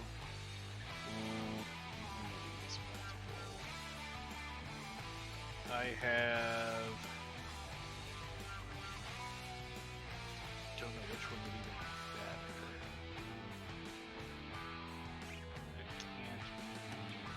I mean, I can do like wall of fire. I can do fireballs. I can do a flaming sphere.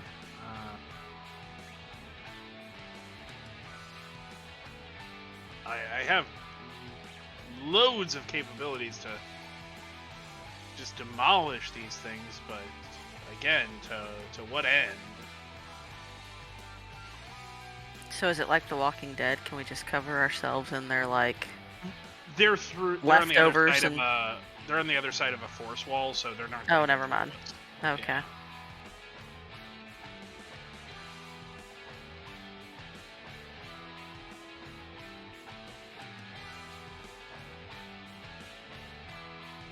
Yeah, there's thousands of them, though, Arm Ripper. Or multitudes of hundreds.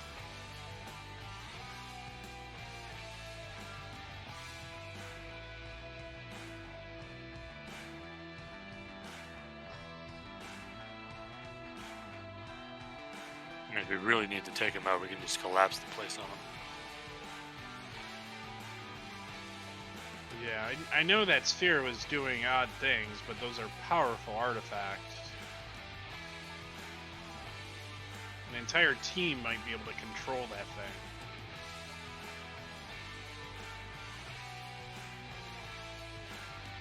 And if we're fighting something as horrendous as what was stated, it could make sense to have that as a weapon. If nothing else, it deprives Acererak of it, so... Well, there were other passageways to check, right? There was one other one on the other side, yes. We really can't go this way. We should go check what's over there. I mean, unless I was hearing them wrong, there's like a wall. There's walls of force stopping them, so we can kind of walk through them in between the walls. I think. I thought that was just keeping them from coming up to where we are. Maybe. I don't know. That's the way I heard it, but maybe Yeah. you're right. I think it's kind of both. And he just said it's the only way to be sure, so the other one probably dead-ended. Or it was all the magic equipment that we're missing.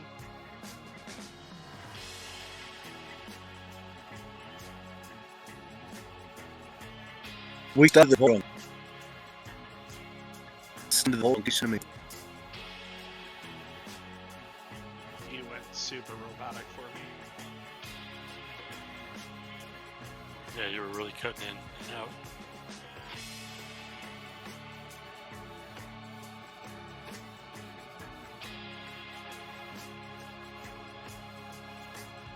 Which is unfortunate because I'm sure it was probably funny whatever you had to say.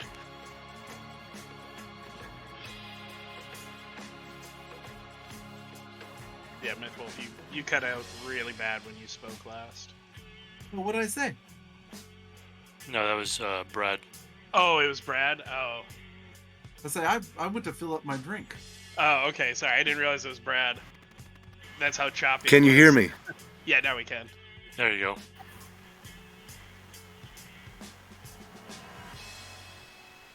Did we decide if we're gonna try to kill some zombies? I mean, I don't know what the point is.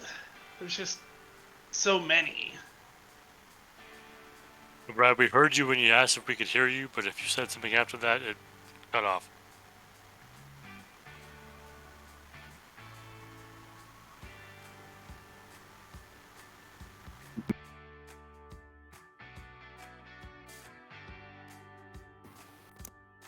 Are we taking Well, a that long rest sucks. soon? I thought I had a good idea. Yeah, heard all of that. What was the Oh. idea? Yeah, we didn't hear the idea. just We heard saying, you could you said get- you had it. Could you get the visual of me standing behind the open trunk of holding, singing to all of them while they come shambling over, getting sucked into the bag of trunk of holding? Except there's a limit to that thing, and there's way more of these things than could fit in. I thought there was no limit to the interdimensional space. Oh, there's always a limit. Whether it's size or weight or volume or something like that, they each have their own different limits.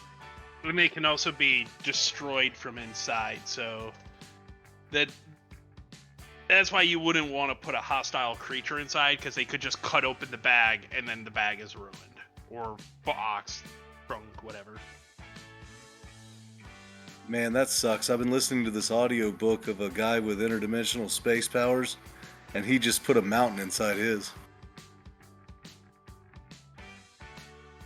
Yeah, we don't have that kind of a bag. Yeah, we're not that cool. Well, he dropped the mountain on top of a dragon, and that was the only way to defeat it, so it seemed pretty useful. That would definitely be useful. Not something we have the capability of doing, though.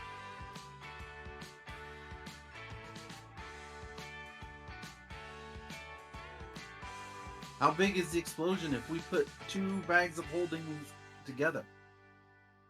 Not They don't worth it. usually explode. They usually just tear a rift into the They astral plane. implode. Yeah, they implode, not explode. I have lots of other means besides destroying one of my 3 bags of holdings.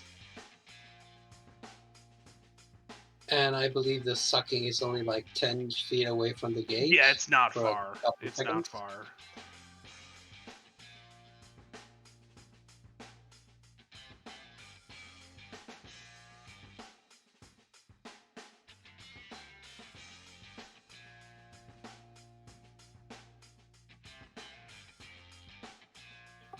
As a lawful good paladin, Yordle really wants to do something about all these undead.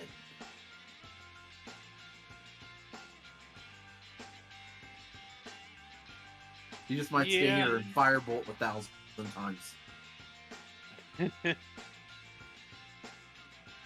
It's definitely an option for us to sit there and just use cantrips and Tassara's magic arrows that are limitless. And that's just a time thing. And as been said several times over, to what end? You know, Yeah. we do have a mission to complete. Well, Actually, to the now end it of all seems- the undead.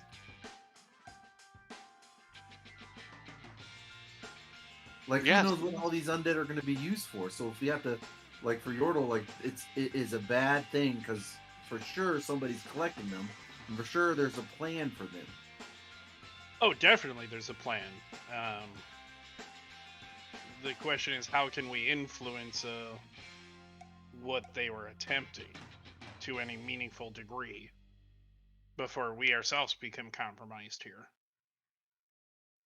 Because I'm not sure what that sphere of annihilation is doing up top.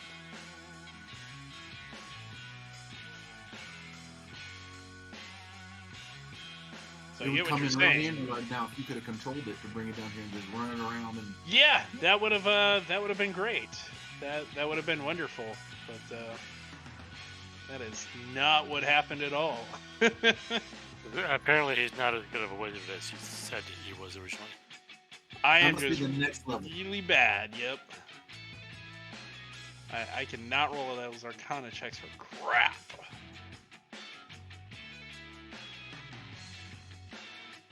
I'm Like, just what is glad this that thing now added? I have that stupid diamond skin ability as my monk, so I could.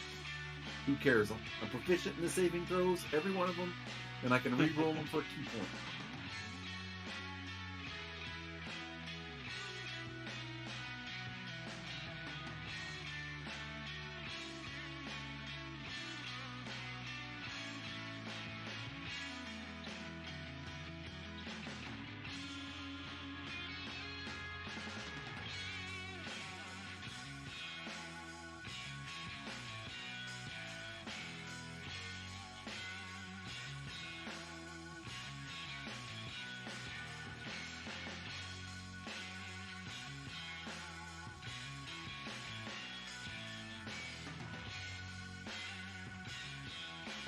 Anybody have any big plans for the weekend or the holidays? We're going to Disney World in 2 weeks.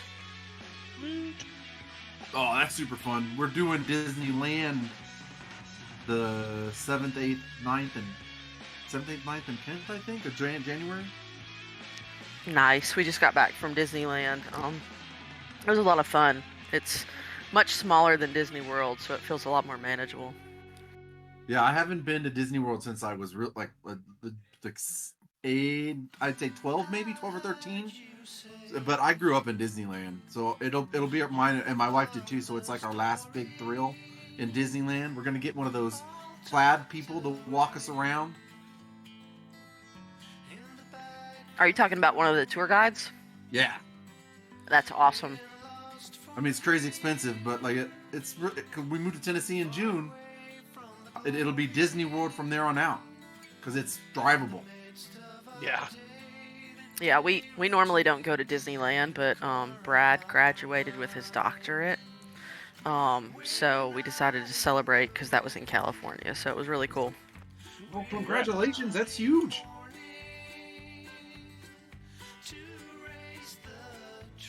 I tried the doctorate. I got irritated. I got accepted, and I took a class, and the professor should not have been a professor. And I was like, I'm just going to keep teaching. We read a book and analyzed the book. I'm like, I've been analyzing books for my bachelor's, for my master's, and I don't need to analyze any books again. I just really. Yeah, that sounds like not fun. No, it was like, what is it, the I Am Adala? It's not, it's a good book. Don't get me wrong. But I'm like, this is my first doctorate level class is, we're going to read and analyze this book and how it affected education. Like, that's not what I expected. And when I get mad, sometimes I just stop doing things. And that was one of the things I just stopped doing. And I wonder if I should have kept going. That sounds almost identical to my attempts to get a master's in musical education, only to find out that it was about 3.5 years of general studies and about half a year of actual musical study. How does that help me? It makes no sense. That I got like sucks. 16 years teaching. Like, there's not much I can learn from a doctorate program at this point. Heard. Yeah, I was really passionate about music coming out of high school, and I went right into college and didn't like the class lineup, so went into the Air Force after that, and the rest is history. So Yeah, all these first year classes are kind of big.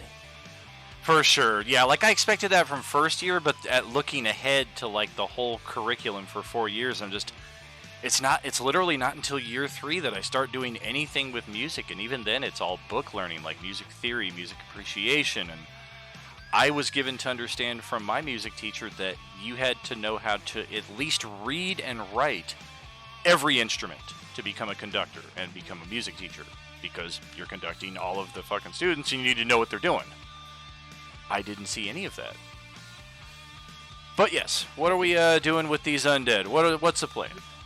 Do we have a map just so we can, or no? There is not. This is all Okay. theater of the mind area, Theater of because the whole map would freeze for everybody with that many tokens. Yep. So is it we're on a cliff with all the undead under us, or in like the force wall blocking it, or is the force wall a tunnel through all of them? The force wall is just blocking any physical passage down to that area using the slope. If somebody could fly or otherwise, Oh, okay. you can totally like access the cavern above the undead.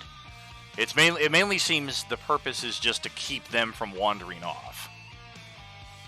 Gotcha. And because I can fly and see really far, is there anything going on in that room? Like if I'm hovering up and stuff. Yo, Robo-Man, what's happening? Well, if we're going to fly out and explore the rest of the cavern, what we are able to see from the first passage is about 1/3 of the cavern in total. So there's easily thousands more undead in the 2/3 that you are only able to unveil through flying through that section of the passage. None of the undead really appear to stand out. There's nothing else of interest for a good ways until you literally get to the very far side. And yeah, that looks to be an open portal. And undead are just spilling into and out of it at will. Getting a really bad vibe from anybody that would hold this many zombies in one spot. I'll fly I'm in back and let danger. everyone know. So I mean, this is definitely an abomination and really should be stopped and destroyed. We do have to figure out what the greater good is, though. You know, I mean, these minor undead versus Our need You to know, long rest. What is the our greater need to good? long rest. at the very least, we should shut the portal so that others can come and clean these things up. Again, there are lots more forces on the Judicator, so beyond just ourselves. Mundane I like that forces idea. could take care of these undead from this location. But the portal might be a bit more challenging.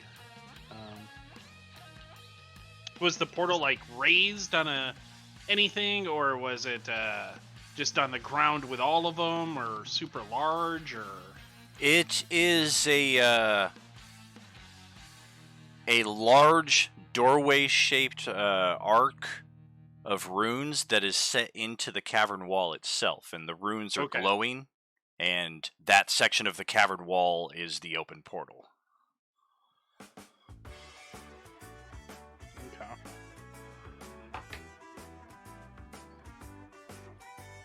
Well, I've dispelled other doorways and gates.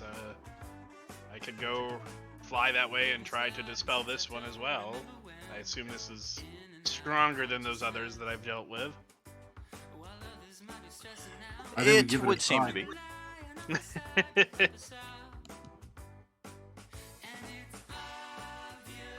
Was there any? It's just a giant cavern and then that portal at the end. Correct.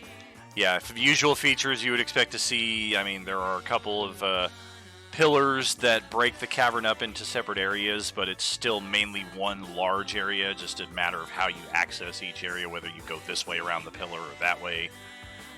And a couple of different areas of elevation. There's a couple spots towards the middle where it sinks down about 10-15 feet. and there's a lot of some of the bigger zombies have kind of migrated toward that area, and it seems like they're just kind of stuck in there, not by virtue of being unable to get out, but just because there's so many zombies on the ledge around it that if they get out, they're just squishing everybody. And some of them don't care, of course, because they're undead. They just get out and squish some of the smaller zombies in their path.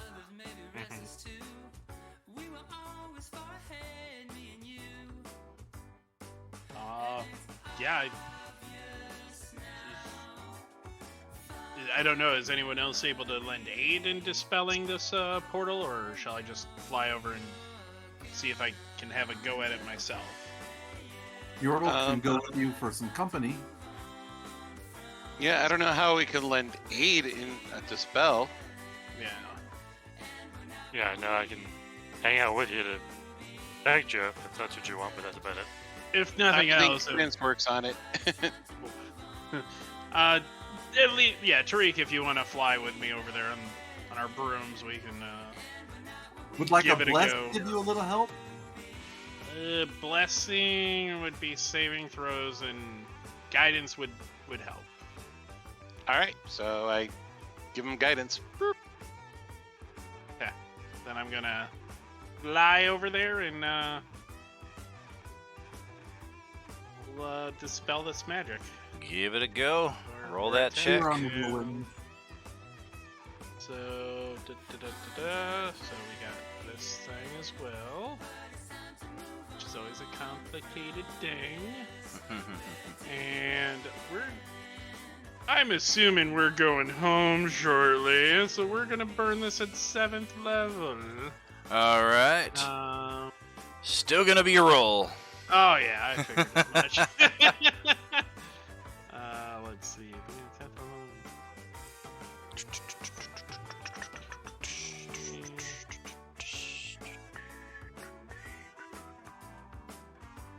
We always do our spellcasting modifier for this, plus plus my proficiency, I believe. Just double checking.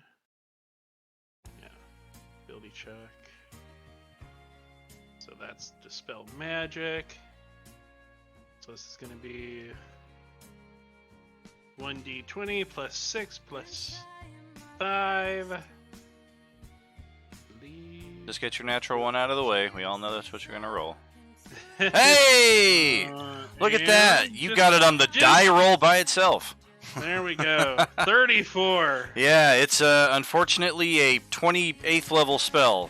We're playing 3E epic level rules now, suddenly. And Thaco is back into play. Oh god. Yes, just like last night. You're all stuck with Thaco again. Rolling low, that's the way to go.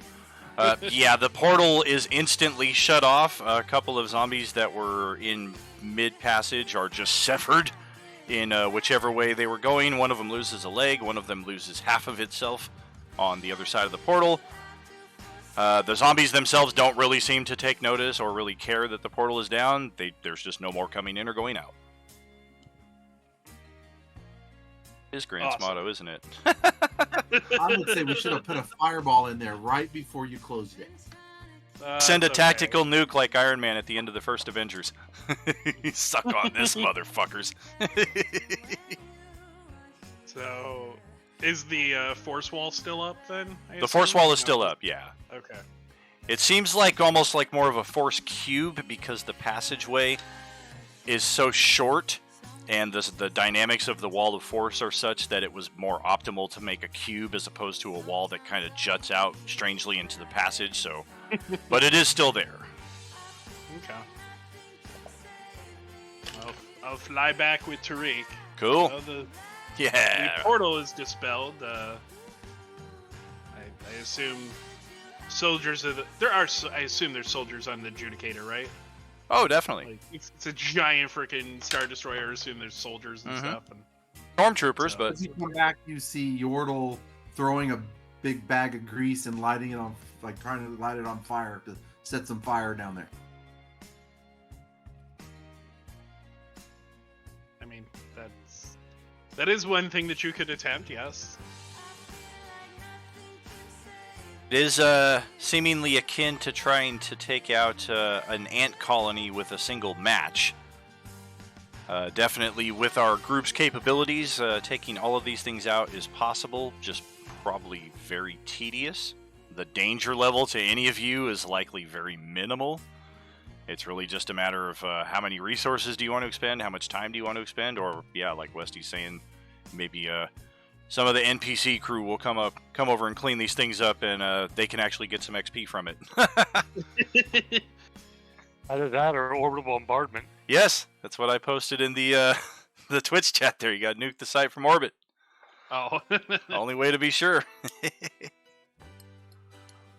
I mean, Yeah, if it'll make you feel better, Yordle, we can take out some of these, but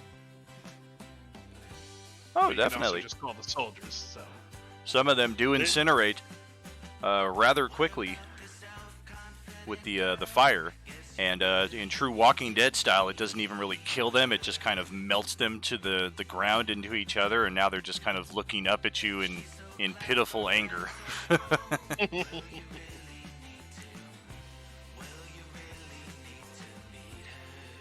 They are at least contained. We can either send others to do it to come back later, or just blast it from the ship. do I have an idea of the permanency of that force wall or cube? It is a permanent effect. That's what I thought. Yeah. Yeah, this wall that's holding them is not going away unless purposely removed. So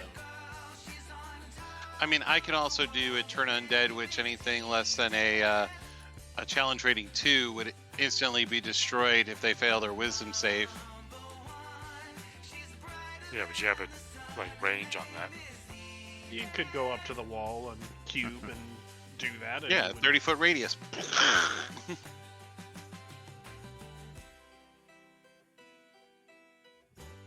Again, I'm content moving on. We can let the soldiers deal with this. There may be other things that we have to deal with in this cave. Indeed, we should go In check a the other few side. days, both the crier and maybe the Demilich will be coming back here, so Correct. Well, and who knows where the Demi-Lich will return, or the Crier. he probably will try to come back for his Orb of Annihilation. Correct, which is all the more reason to hasten out of here to get further resources to try to control that thing.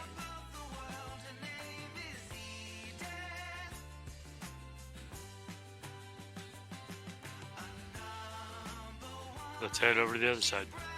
Agreed.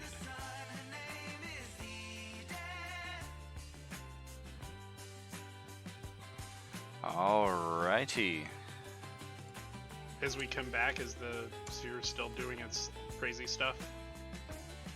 Correct. The sphere appears to just be gone, and what's left is now just this weird black hole that is Okay. constantly pulling things into it.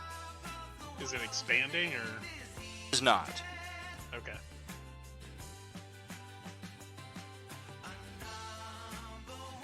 Spoiler alert, we will soon see a similar effect in Sunday G4, as they are also set to investigate a nearby sphere of annihilation. Did we just create a wormhole between the two?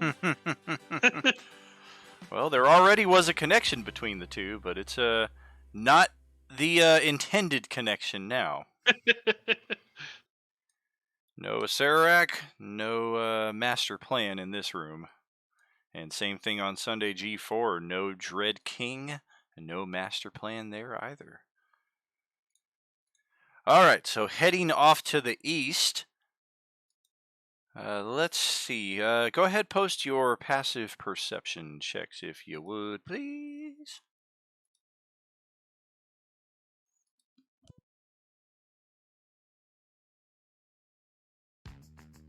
Well, but also detect magic. Of course. Well, not roll perception checks. What is your passive perception? It's above your tool proficiencies, right below all your skills and stuff. Correct. Well,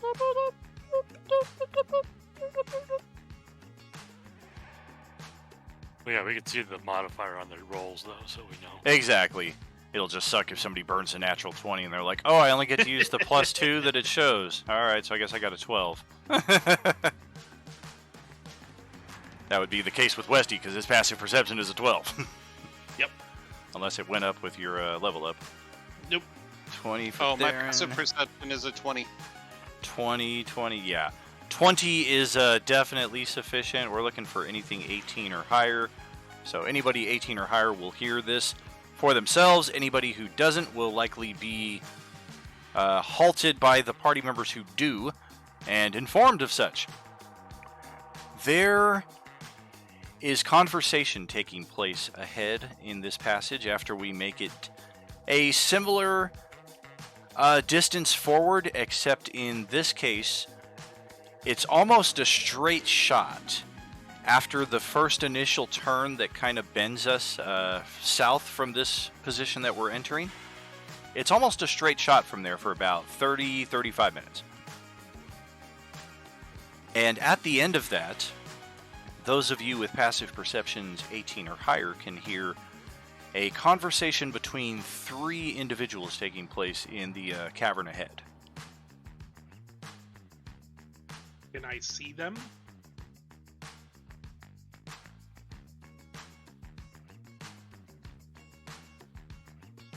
Shh, we should be quiet. There's several people speaking ahead. We are hearing before we are seeing. They're not quite... The cavern itself is not even in line of sight yet. Oh, okay. Gotcha. What are they saying? I can't hear if you're talking. Sorry. From this distance, with our passive perceptions, even of 20, it is impossible to make out just what they're saying, but we are far enough away, seemingly, that sneaking in closer for closer observation may not be out of the question. Would somebody like to sneak forward? I can make them invisible. Yeah, let Theron go. He's got +10 to stealth. He's probably the quietest. I'll also give you invisibility with my staff.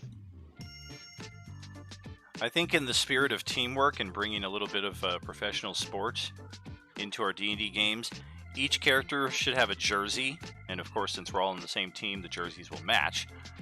The only difference is the numbers and the wording on the jersey will be which skill or skills you are best at. So like in Mythwolf's case, it would say stealth +10 on the back. In Westy's case, it would say Arcana -3. Even though it's +11, it seemingly is -3. Roll so low all the time. I'm really good at insight and perception. Arm Ripper Blaze, +12 to kick ass. And +6 to eat. But I have disadvantage and a dexterity of 10 for sneaking because of my plate armor. Woo! Just remember, if you're wearing plate armor or anything, or heavy armor, Sure. Disadvantage on stealth checks. Yep. Well, Mythwolf got a 26 plus the bonus for invisibility. So as you get closer, you are able to make out what appears to be... Oh, 1 second, I'm stuck. I don't know why I had that open.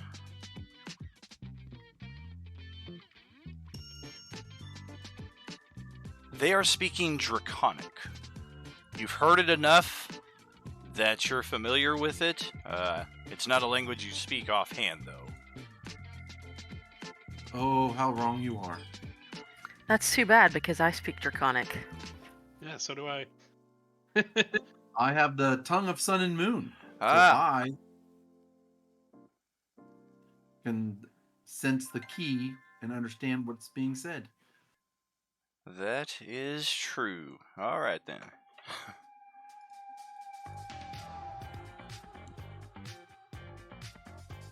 The 3 individuals are speaking that it has been some time since the others left, and we should go check on their progress. Another one interjects, Lord Acererak has assured us that he will return one way or the other. A third says, "We do not require approval from the Demi-Lich. We are partners, not subordinates." And with, roll a perception check there as well.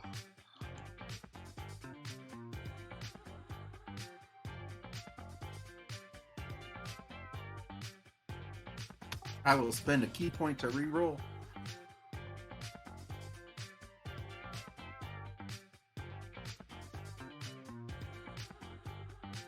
You crawl forward just enough to make out 1, 2, 3. Adult, if not older, black dragons. I'm gonna slowly turn around and head back towards the group and tell them Turn around. maybe we should kill all those undead. And the dragons continue bickering as you are moving away. You can still hear them for a good 30 seconds or so. And one of them seems intent on obeying Acererak's command. One of them is kind of unsure, and another is just like, dude, we're black dragons. Like, why are we beholden to anybody? We're working together. It's been a while. Let's go check it out. I relay all the information back to the group. There are 3 black dragons, and they're debating what they should do, if they want to wait. They all kind of are disagreeing right now, but still, 3 black dragons was the key point. How large were they? I mean, from 2 houses to 4 houses, depending on how big your house is. They big. Compared to the Dracolich size, how big were they? Smaller than both versions of the Dracolich. Okay. But based on the size, he would estimate them to be adult, if not bigger. Okay. So you say they are sort of allies to the Demi-Lich? Yeah, it seemed that way.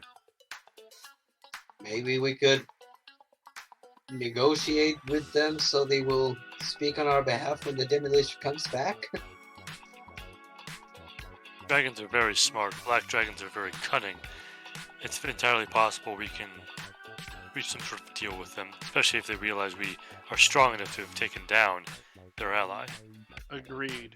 And if they are arguing, if we move back into this room to prepare for them, they may be split in power, in numbers and power, so the advantage would further be on our side.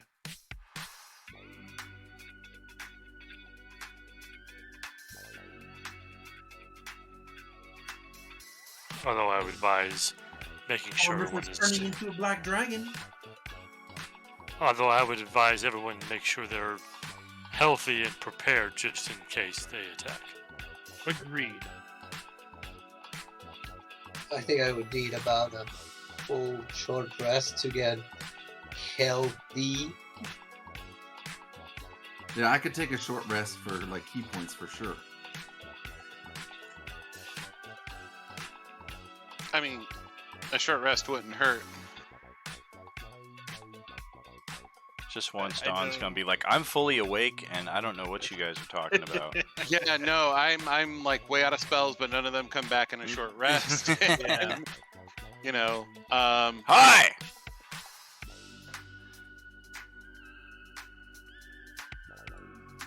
Hello. Does that appear? It does. A black dragon teleports into the middle of the chamber and sees all of you assembled and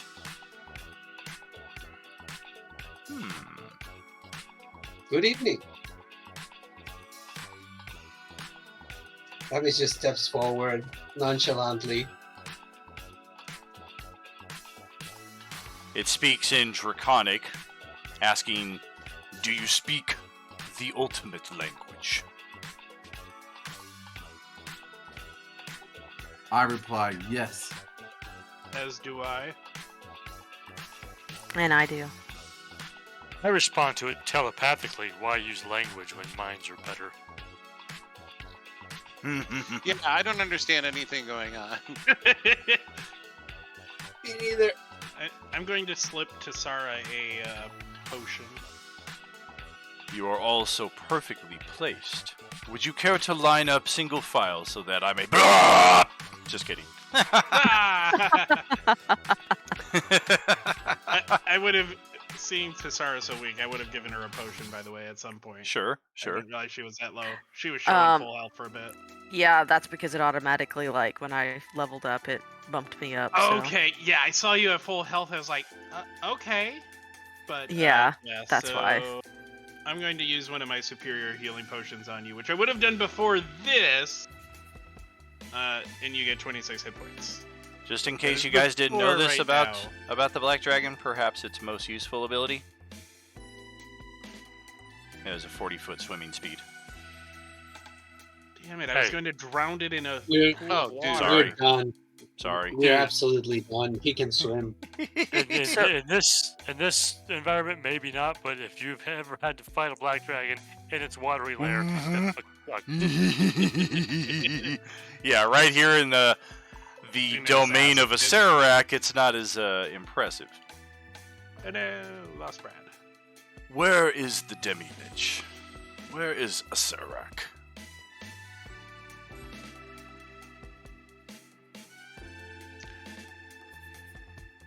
I'm not that charismatic either, so I probably shouldn't be the one talking. Acererak was destroyed. We wanted to make a deal with him, but he was obstinate and aggressive, and we had to take him down. We tried to reason with him.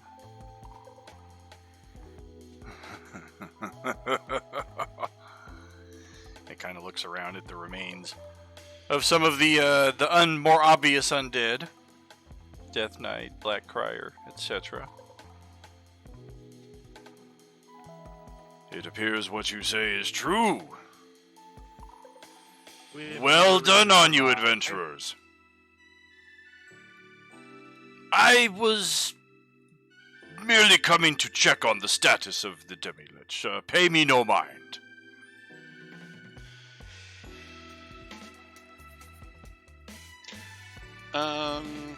Are you in league with Acererak, or... There were discussions that we might perhaps find common aim, but your arrival, I assume it was your arrival, put such discussions on hold. Yes, it was us. But like I said, we did not come here to fight him initially. He is the one who made it aggressive and hostile. We came because we have information about a greater threat endangering our group and your coalescence group. What was it called? The Ministry. The Ministry, yeah. And your ministry that Acererak was a part of. I don't know if you were also part of that, but there is a greater threat that we need to combine our forces to face, and it's on its way. And it comes with its own theme song. Corn of the cob. Corn of the corn cob. I do sense the truth and conviction of your words. Acererak. To lie to you. That as well.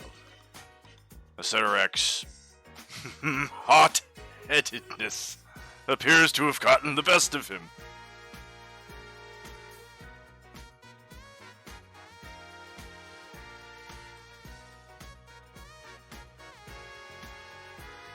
What, Just because I'm talking, I figured I'd roll it. Sure. Yeah, so far, the dragon it's on the ground. Every maybe 30 seconds or so, it'll kind of flap its wings to just kind of ascend 10, 15 feet and then just slowly kind of touch back down, but otherwise, no signs of aggression from it. Definitely seems put on pause that you've already defeated something probably much more powerful than it is. Exactly. I'll kind of look over at the vortex in the corner and be like, his sphere of annihilation turned into that after we destroyed him. Oh. That's... Yes, it was That not was the easy. sphere? It is now, yes. I That's- made an attempt to control it, and it decided to move amongst by itself. So The dragon seems a bit alarmed. Is it expanding? it does not appear to be. It's been at least an hour since it went into this form. An hour.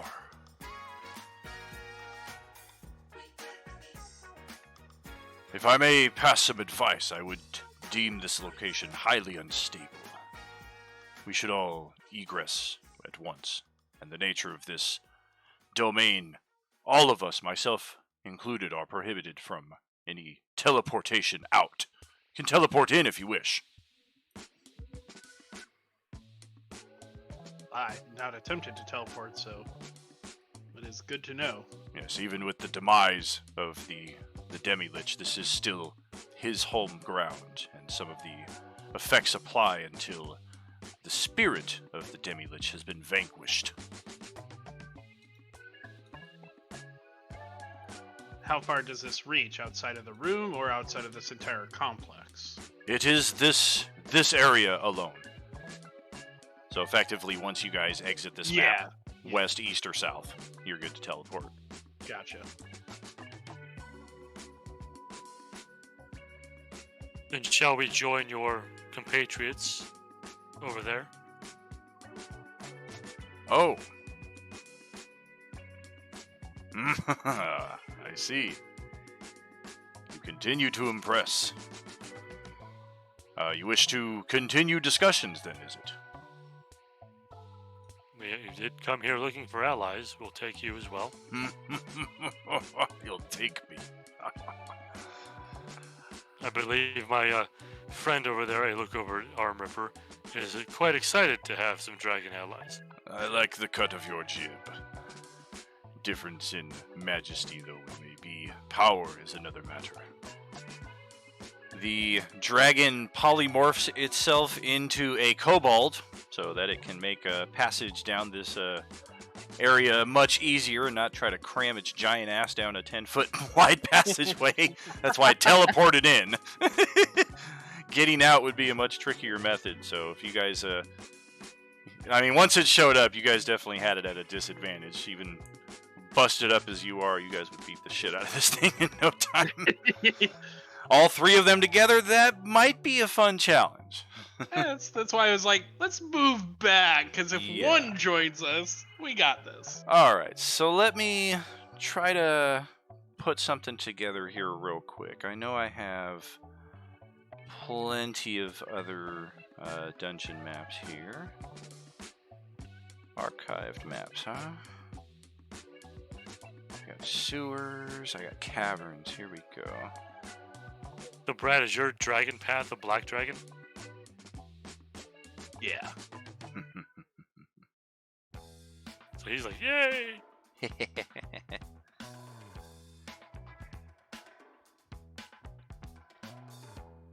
Oh no.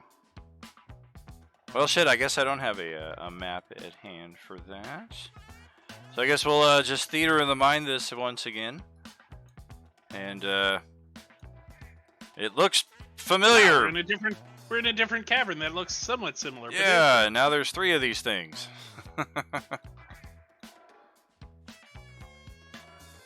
And they introduce themselves as Mo, Larry, and... Just kidding.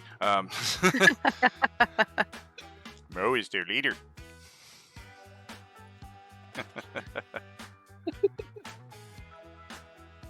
Alright. So our primary dragon, who says you may refer to me as X. And he looks to his other cohorts here, who are the same size. Maybe in dragon aging standards there's differences, but for the rest of the population, they tend to just kind of brand them into 4 different categories, or 5, whatever it is: worm, adult, ancient, and young adult. I think it's 4. These all appear to be adults, so quite powerful beings in their own right, but Absolutely. So are all of you combined. And X, which will be our primary bad boy right here, speaks to his brethren in Draconic that you are here seeking allies. And all of them just kind of sit back and essentially, what is your offer?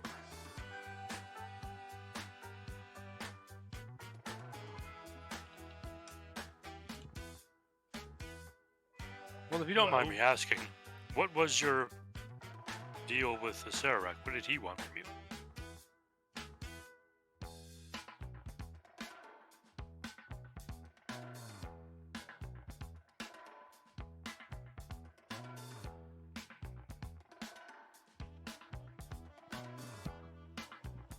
The eradication of this world and others like it.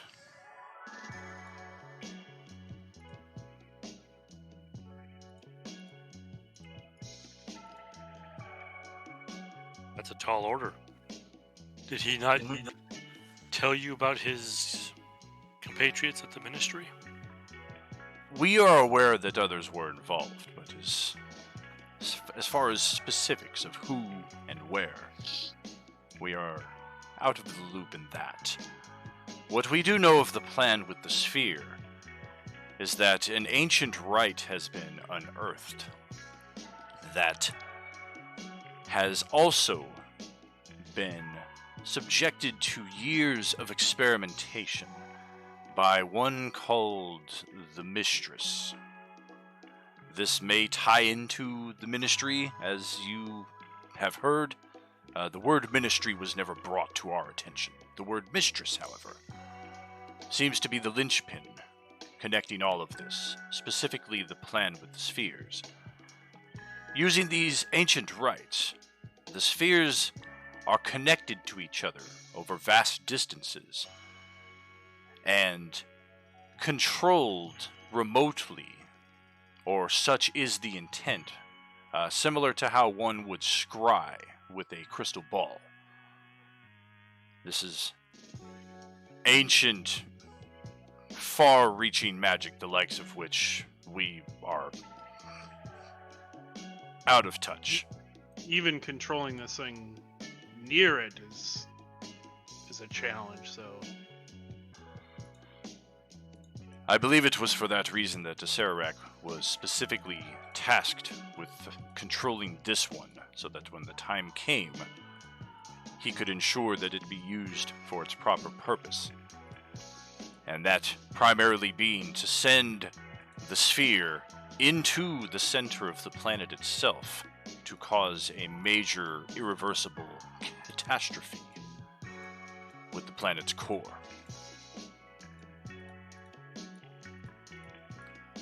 The state Why of... do you want to destroy the planet? Their ultimate goal in this eludes me. I do know that they deemed these worlds irritable or significant, or perhaps they are in the way of something. We are not entirely sure what their plan for removing this world and others like it is. Only that eradication and removal of the world is the objective. This sphere seems to have been disrupted, perhaps irreversibly, which gives me cause to wonder whether it will begin expanding and doing the job on its own, or if it will just remain a small, erratic anomaly.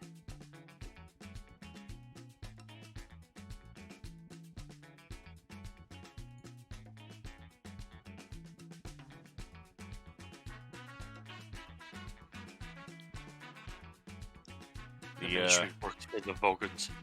The dragons definitely seem impressed that you have one of their kin in the party.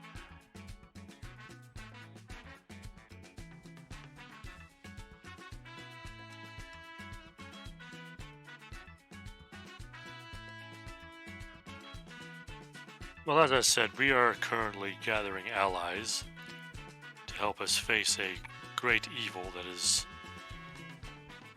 apparently more powerful than any one of us, but possibly not all of us combined. You know the general power of Acererak and those who have now destroyed him. So to think that we need to all combine our strength to defeat what's coming should be a cause for worry. And it's more than just him. It's the entire ministry that we are to ally with. We are but one group of many. This is indeed a tall order you find before you. I am intrigued at the offer of gems with which to increase our vast and mighty hordes. We ourselves are paid for, well, we were paid for our efforts, but I would assume our benefactors are keen on allies of your stature and would pay handsomely, I would assume. But you do not have authority to make such an official offer. No, we would not. Not ourselves. Perhaps an accord can be reached. And the We dragon... do have the gems for which we could put a potential down payment for you. If all are in agreement, from Acererak himself. These gems come if from that- the skull of the bean himself. I hope the irony is of additional worth. There are 9 of them remaining and 3 of you, so an even split if you all consider yourselves equals. In a manner of speaking. Yes, yes. The dragons all kind of look at each other eagerly, the greed glinting in their eyes. Yes, I think we can make a proper arrangement with this this small down payment.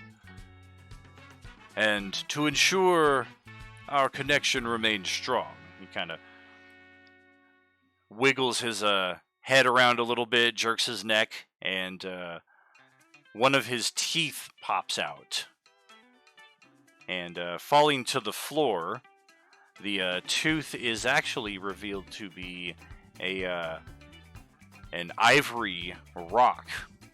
It's a sharp rock, and he looks down at it and says, "That is what you would know as a sending stone. It is particularly linked to me and me alone. When needed, you may call upon me for assistance. And I'll be there. I'll be there." Now this black dragon is a bard. He breaks out into song.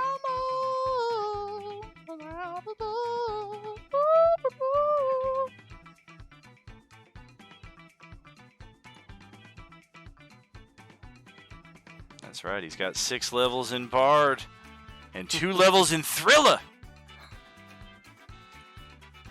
This is greatly appreciated. Don't let him in the area with the undead.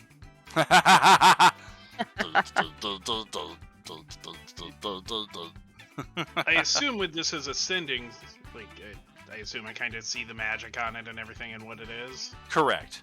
So, is this a one-time use, or can we communicate with you for other reasons beyond just summoning you to a fight? This may also be used for communication. Okay. And it does have this a way we beacon can- with which I may Oh. use to arrive at your location. That is good to know. This way we can consult with the leadership of our parties, and Yes. They can directly communicate with you as well to further the alliance. Depending upon the amount of riches you have to devote to this alliance, we are not the only 3 dragons in our flight.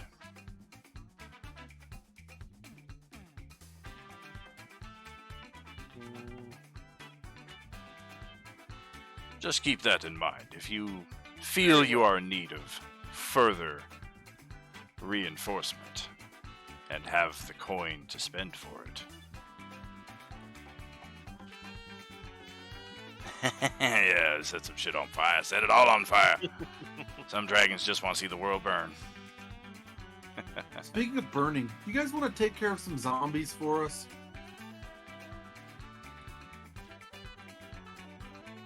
Acererak has I look over at him. of undead. I look over at him and it's like, I think the negotiations and the talks should be better left to those who can, speak their language and such.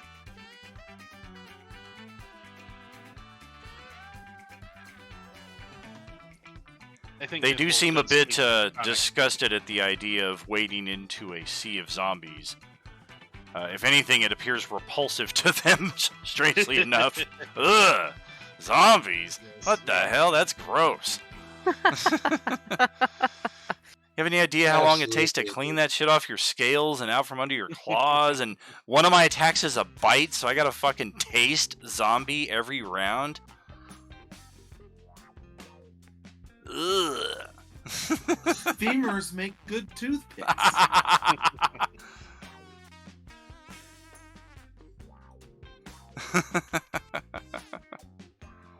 Yeah, the Sephiroth plan, right?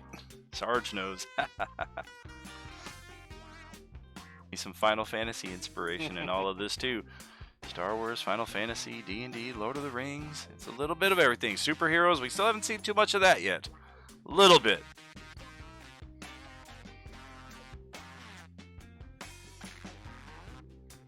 So, what else are we thinking here?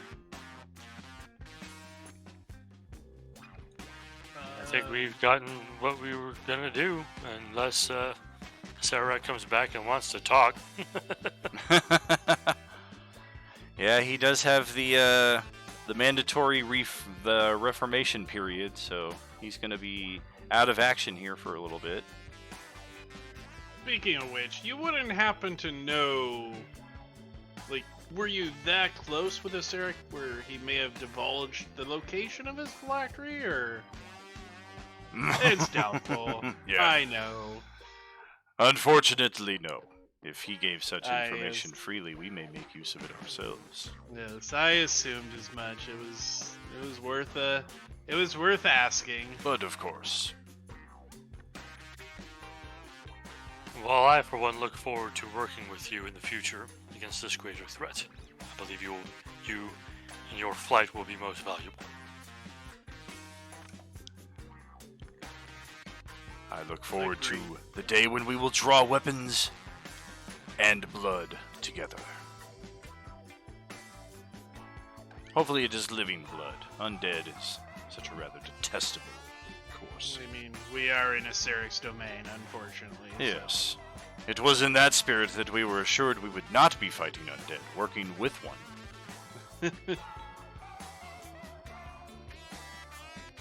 That didn't turn out well.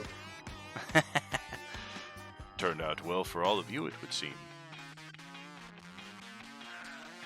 On occasion, when some of you do speak to it in common, it will respond in common, because it does speak it, and it's just kind of an instinct for it to do so, but for the most part, it's still speaking in Draconic to those who are directly conversing. Yeah, I'll be speaking in Draconic too instead of telepathically, so that Sure. everybody else can hear what I'm saying. Okay. Of course, my Draconic has that Yuan Ti dialect to it. So you sound a bit like, what the hell? Oporensis. Tried to speak Draconic. The S's are too long. You drag some of the noises. Yes, but the Yuan Ti language is Draconic, so it is just a Sure. different variant of it. Yeah, it's all lizard. Well, if we are done here, we can certainly make our way out of the dungeon and call for our ride home back to the Judicial.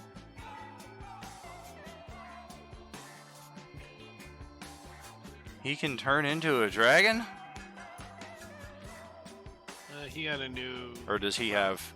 Oh, it's a new ability? Well, that would make sense. No, it was at 10th level, so he's had it for a moment. But Ah, gotcha. You don't turn into a dragon. You just get one of those 4 features. You get to choose. Gotcha. It's like an aspect of the dragon, not a physical Correct. transformation correct. into You one. rage, and then something happens to you. So you get to I'm ju- choose which I'm one just you laughing want. my ass off about that little typo. Instead of what the fuck, it's shut the fuck. Yeah.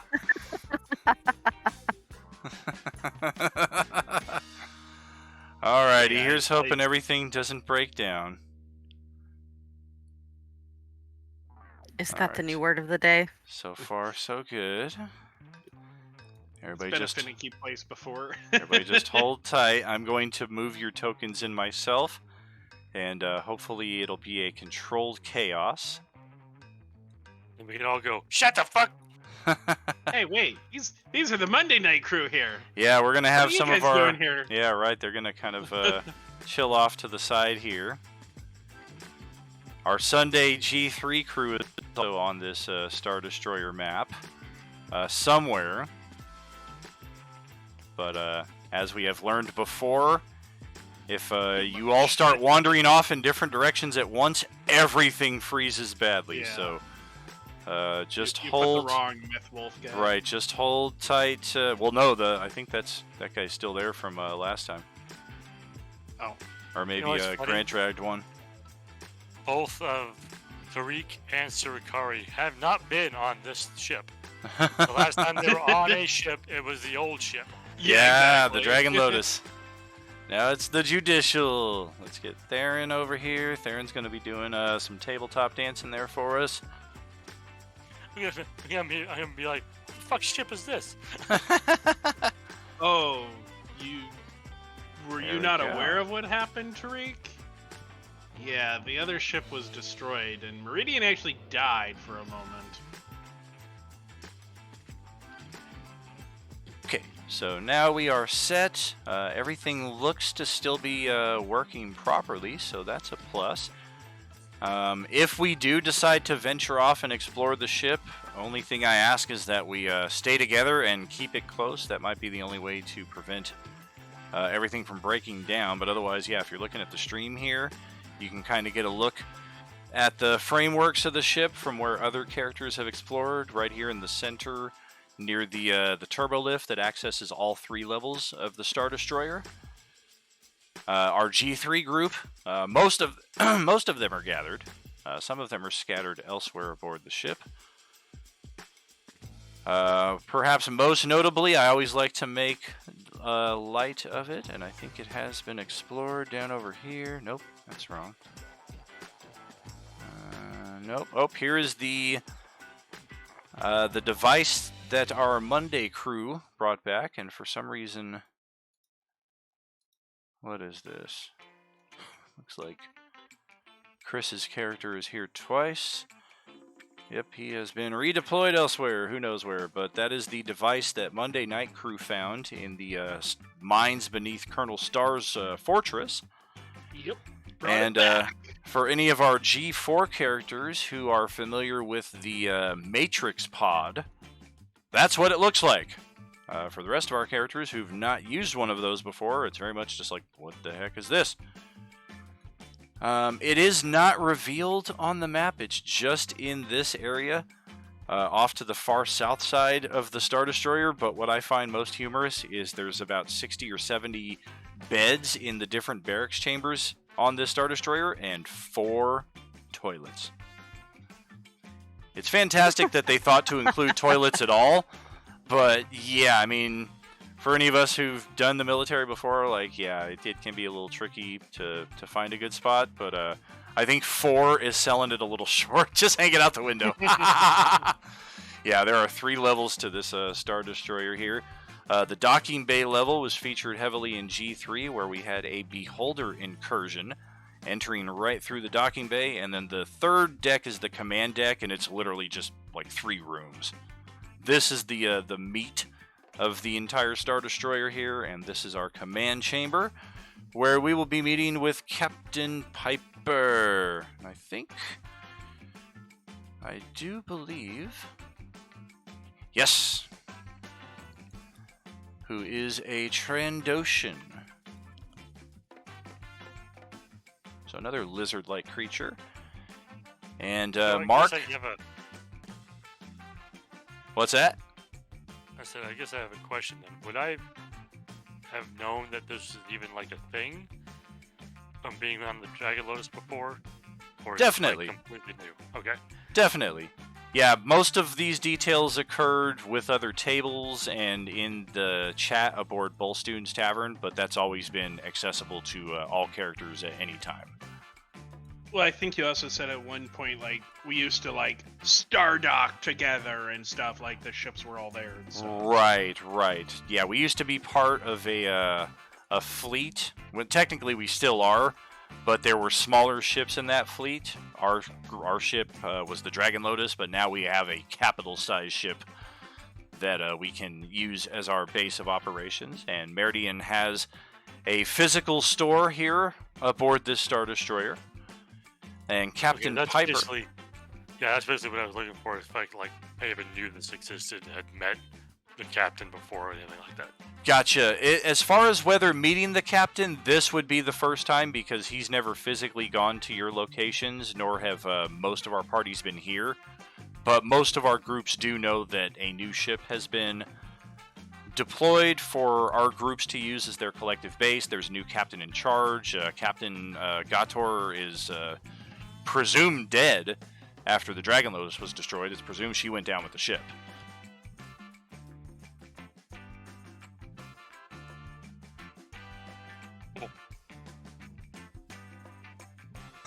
Green dolphin with legs and arms. Kindly illustrated for us by Mark on our Wednesday crew and Sunday G3 as well. And Captain Piper gathers you all here aboard the war room, let's say 4 days later. So for any of you who have magic spells that you want to cast that require extended casting times, those become optional. Of course, getting a long rest, or 2 in the case of some of our exhausted characters, is definitely possible. We're going to have a couple days here to just kind of relax, unwind, get some hot meals, get some showers, stand in line to get time at one of the 4 toilets, and otherwise just have some time for ourselves.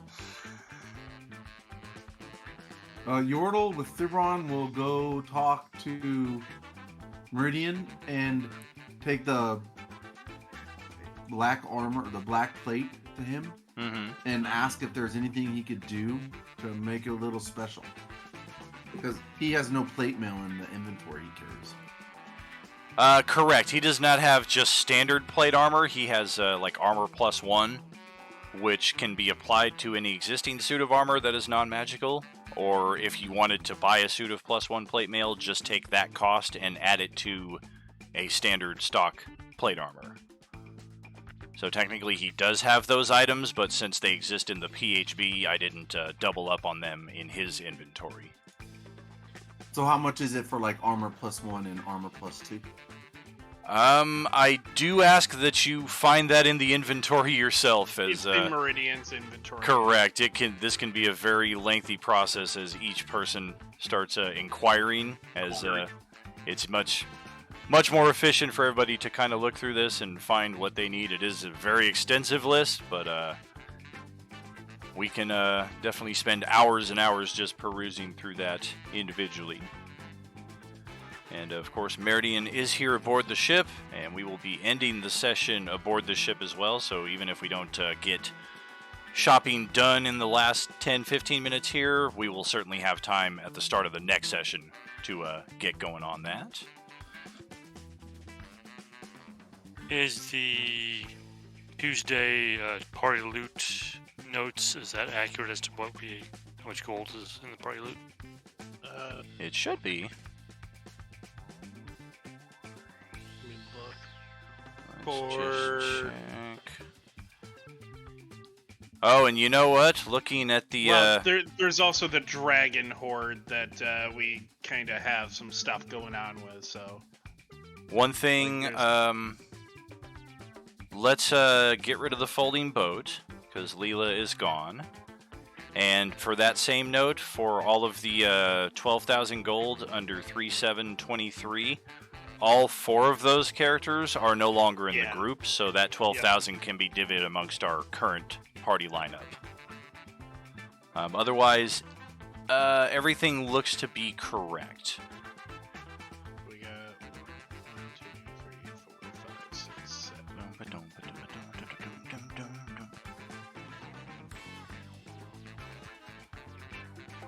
Let's divide that, so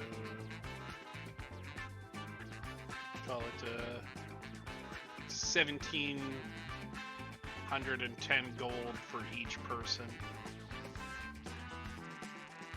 Looks like +1 armor base is 1,000 gold, plus whatever the stock armor price is. But if you already have it with you, then 1,000 gold to make it +1. Or 6,000 to make it +2. Also an option. While y'all are shopping, Tassara looks around, does the math, and decides to go to the bathrooms before that line gets out of control. Arm Ripper is already at all 4 stalls. At the same time. Okay.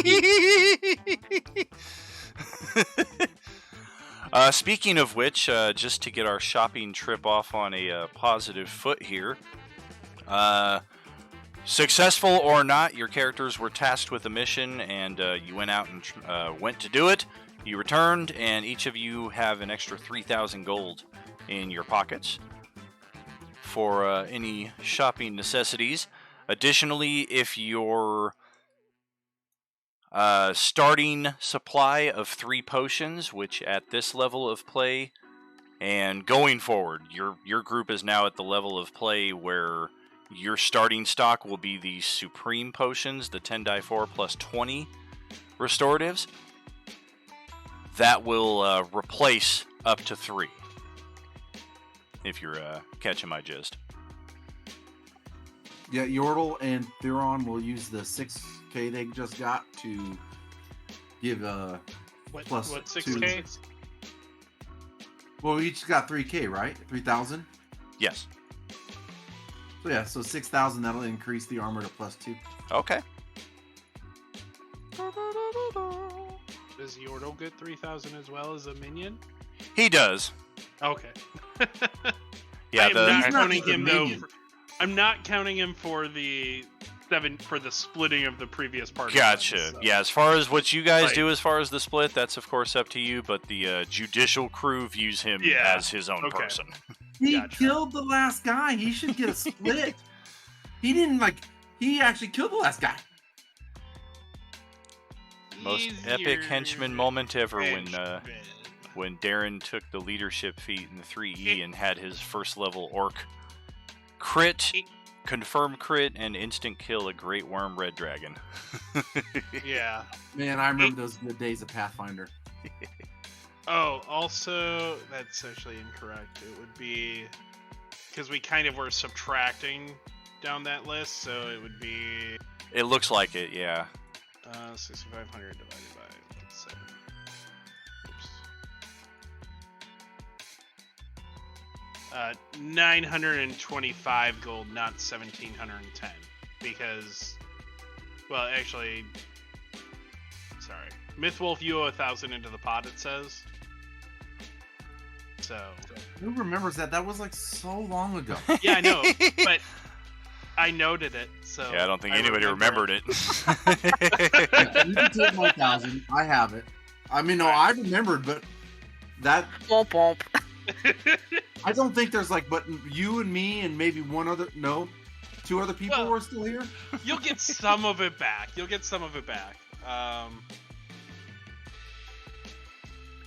Just to kind of move us around different parts of the ship while you're doing other stuff, there's some of our G3 crew to the south of you. If you pan down a little bit, Boomkin, Zyfax, Deutzel, Kaiser III, Cyrano, Connie, Mikey, the Ninja Turtle. Look, another turtle!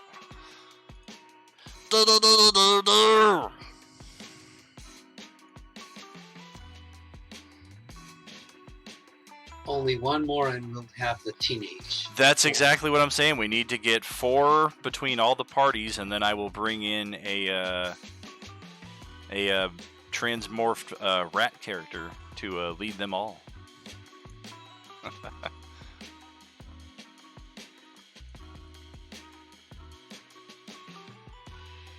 Yeah, here we have a surveillance station. You can see based on all of the computers around you that this area is used for sensing and communications. Off here to the right is our detention block in true Star Wars style with the red energy shields throughout the hallway.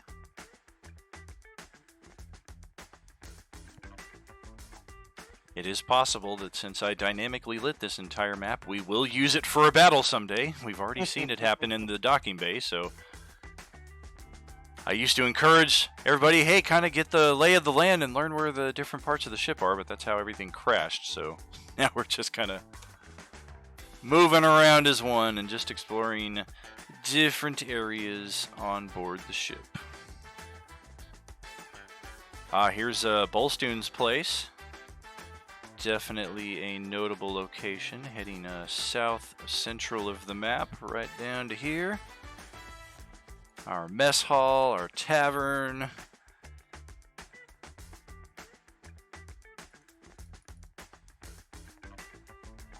If you go north and around the corner past that dynamically lit base, you'll find the kitchen with all of the appliances used for cooking your meals here in the mess hall.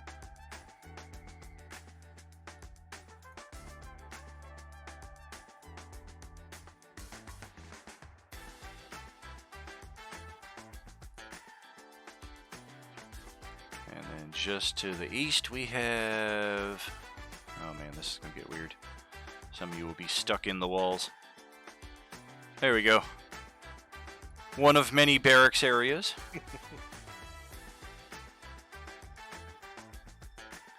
Very simple layout here. And then if you head straight south from this location, let's take another trip. We have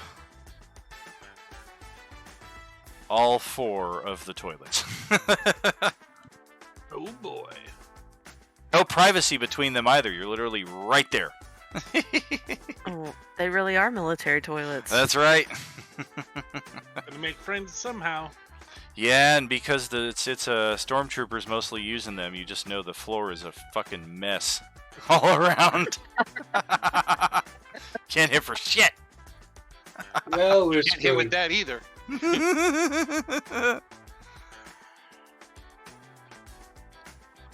And then Dude, you're here's... sitting on the toilet. How do you miss with the shit? I don't know. Here is our matrix pod over here that is still yet to be identified by our ship's technicians or any of the characters in our different parties. Monday Crew just dropped it off here. And then Did we not moved identify on. it? Well, you've checked out what different parts of it there are, but we've not actually identified what it can do. Oh. At some point then during that time period, I would cast Legend Lore on it. And identify.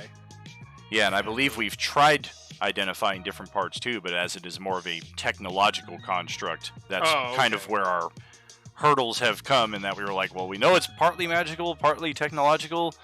It appears to be a meditation chamber of some sort, but exactly how to turn it on, that eluded us as well, so we just kind of dropped it off here. Yeah. So that's not something Tassara is familiar with.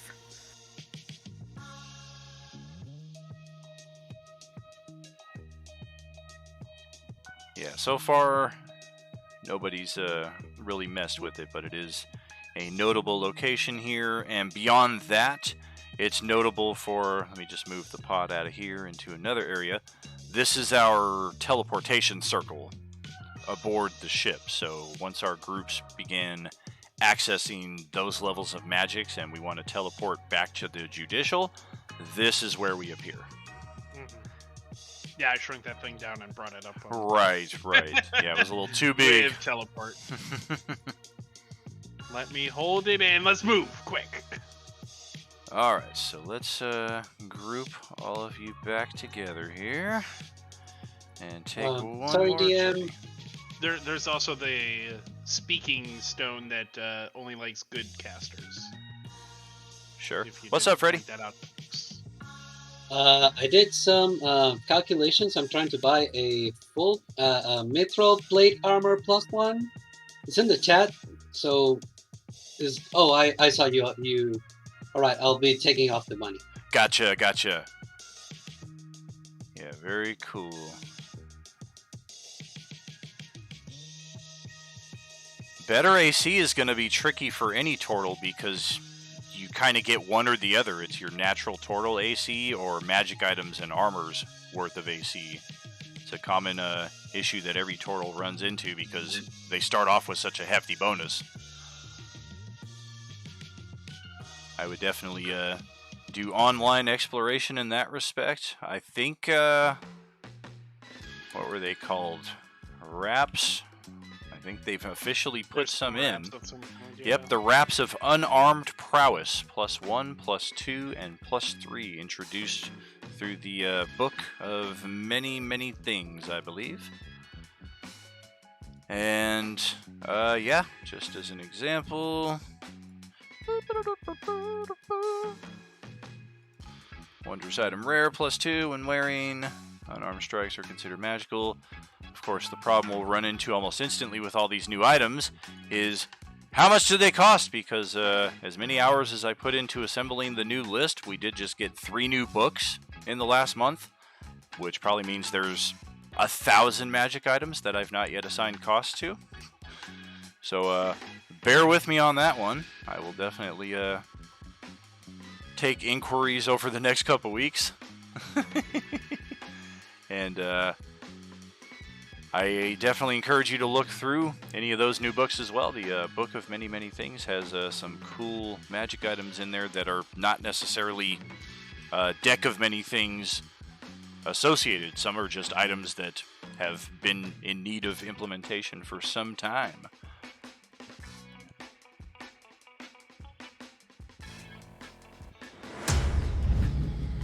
But I think we will hold off on the opening narrative for our next mission for next time around, as it is going to be perhaps a little extensive. So we will definitely cover that on our next session, which I believe, unfortunately, Brad and Terry won't be here for, but definitely hope you all have a good time. And if I ask you on the day of or something, hey, you guys with us? Don't take it personally that I forgot. No worries, no worries.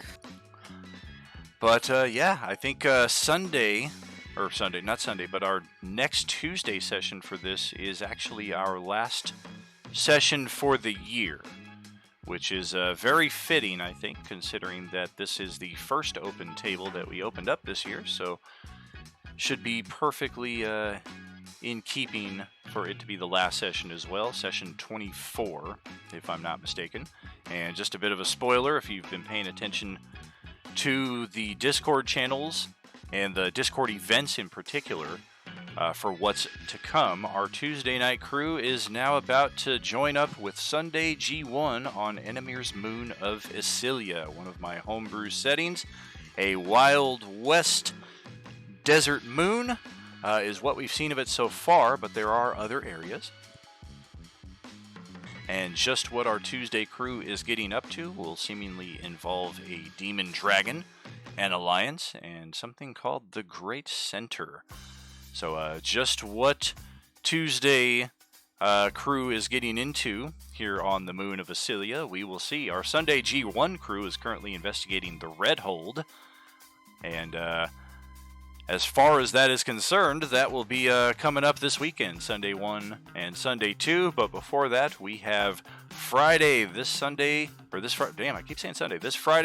December 8th, will be the anticipated conclusion of Enemir the First Step Reimagined, the retelling of the very first campaign here in Enemir. And it's been a blast playing it for 21, 22 sessions with our crew here, but it's been a lot of rehashing and reimagining as well, as any good campaign will experience throughout time, as players just unfortunately work schedules change, sleep schedules change, living locations change, and etc. and so on. But we are excited to debut another finale. It's not often that we have a campaign run from beginning to end fully streamed. This one was mostly streamed. I want to say the first few sessions we didn't, but otherwise everything captured and chronicled. So we will see you this Friday evening, 6 p.m. Pacific. A couple days off between now and then. Special day tomorrow. We will definitely be off all streaming for that. And in the meantime, friends, hope you all have a great rest of your week. Are you with us? Amazing. Thank you. If we're with you, what's tomorrow? Good game.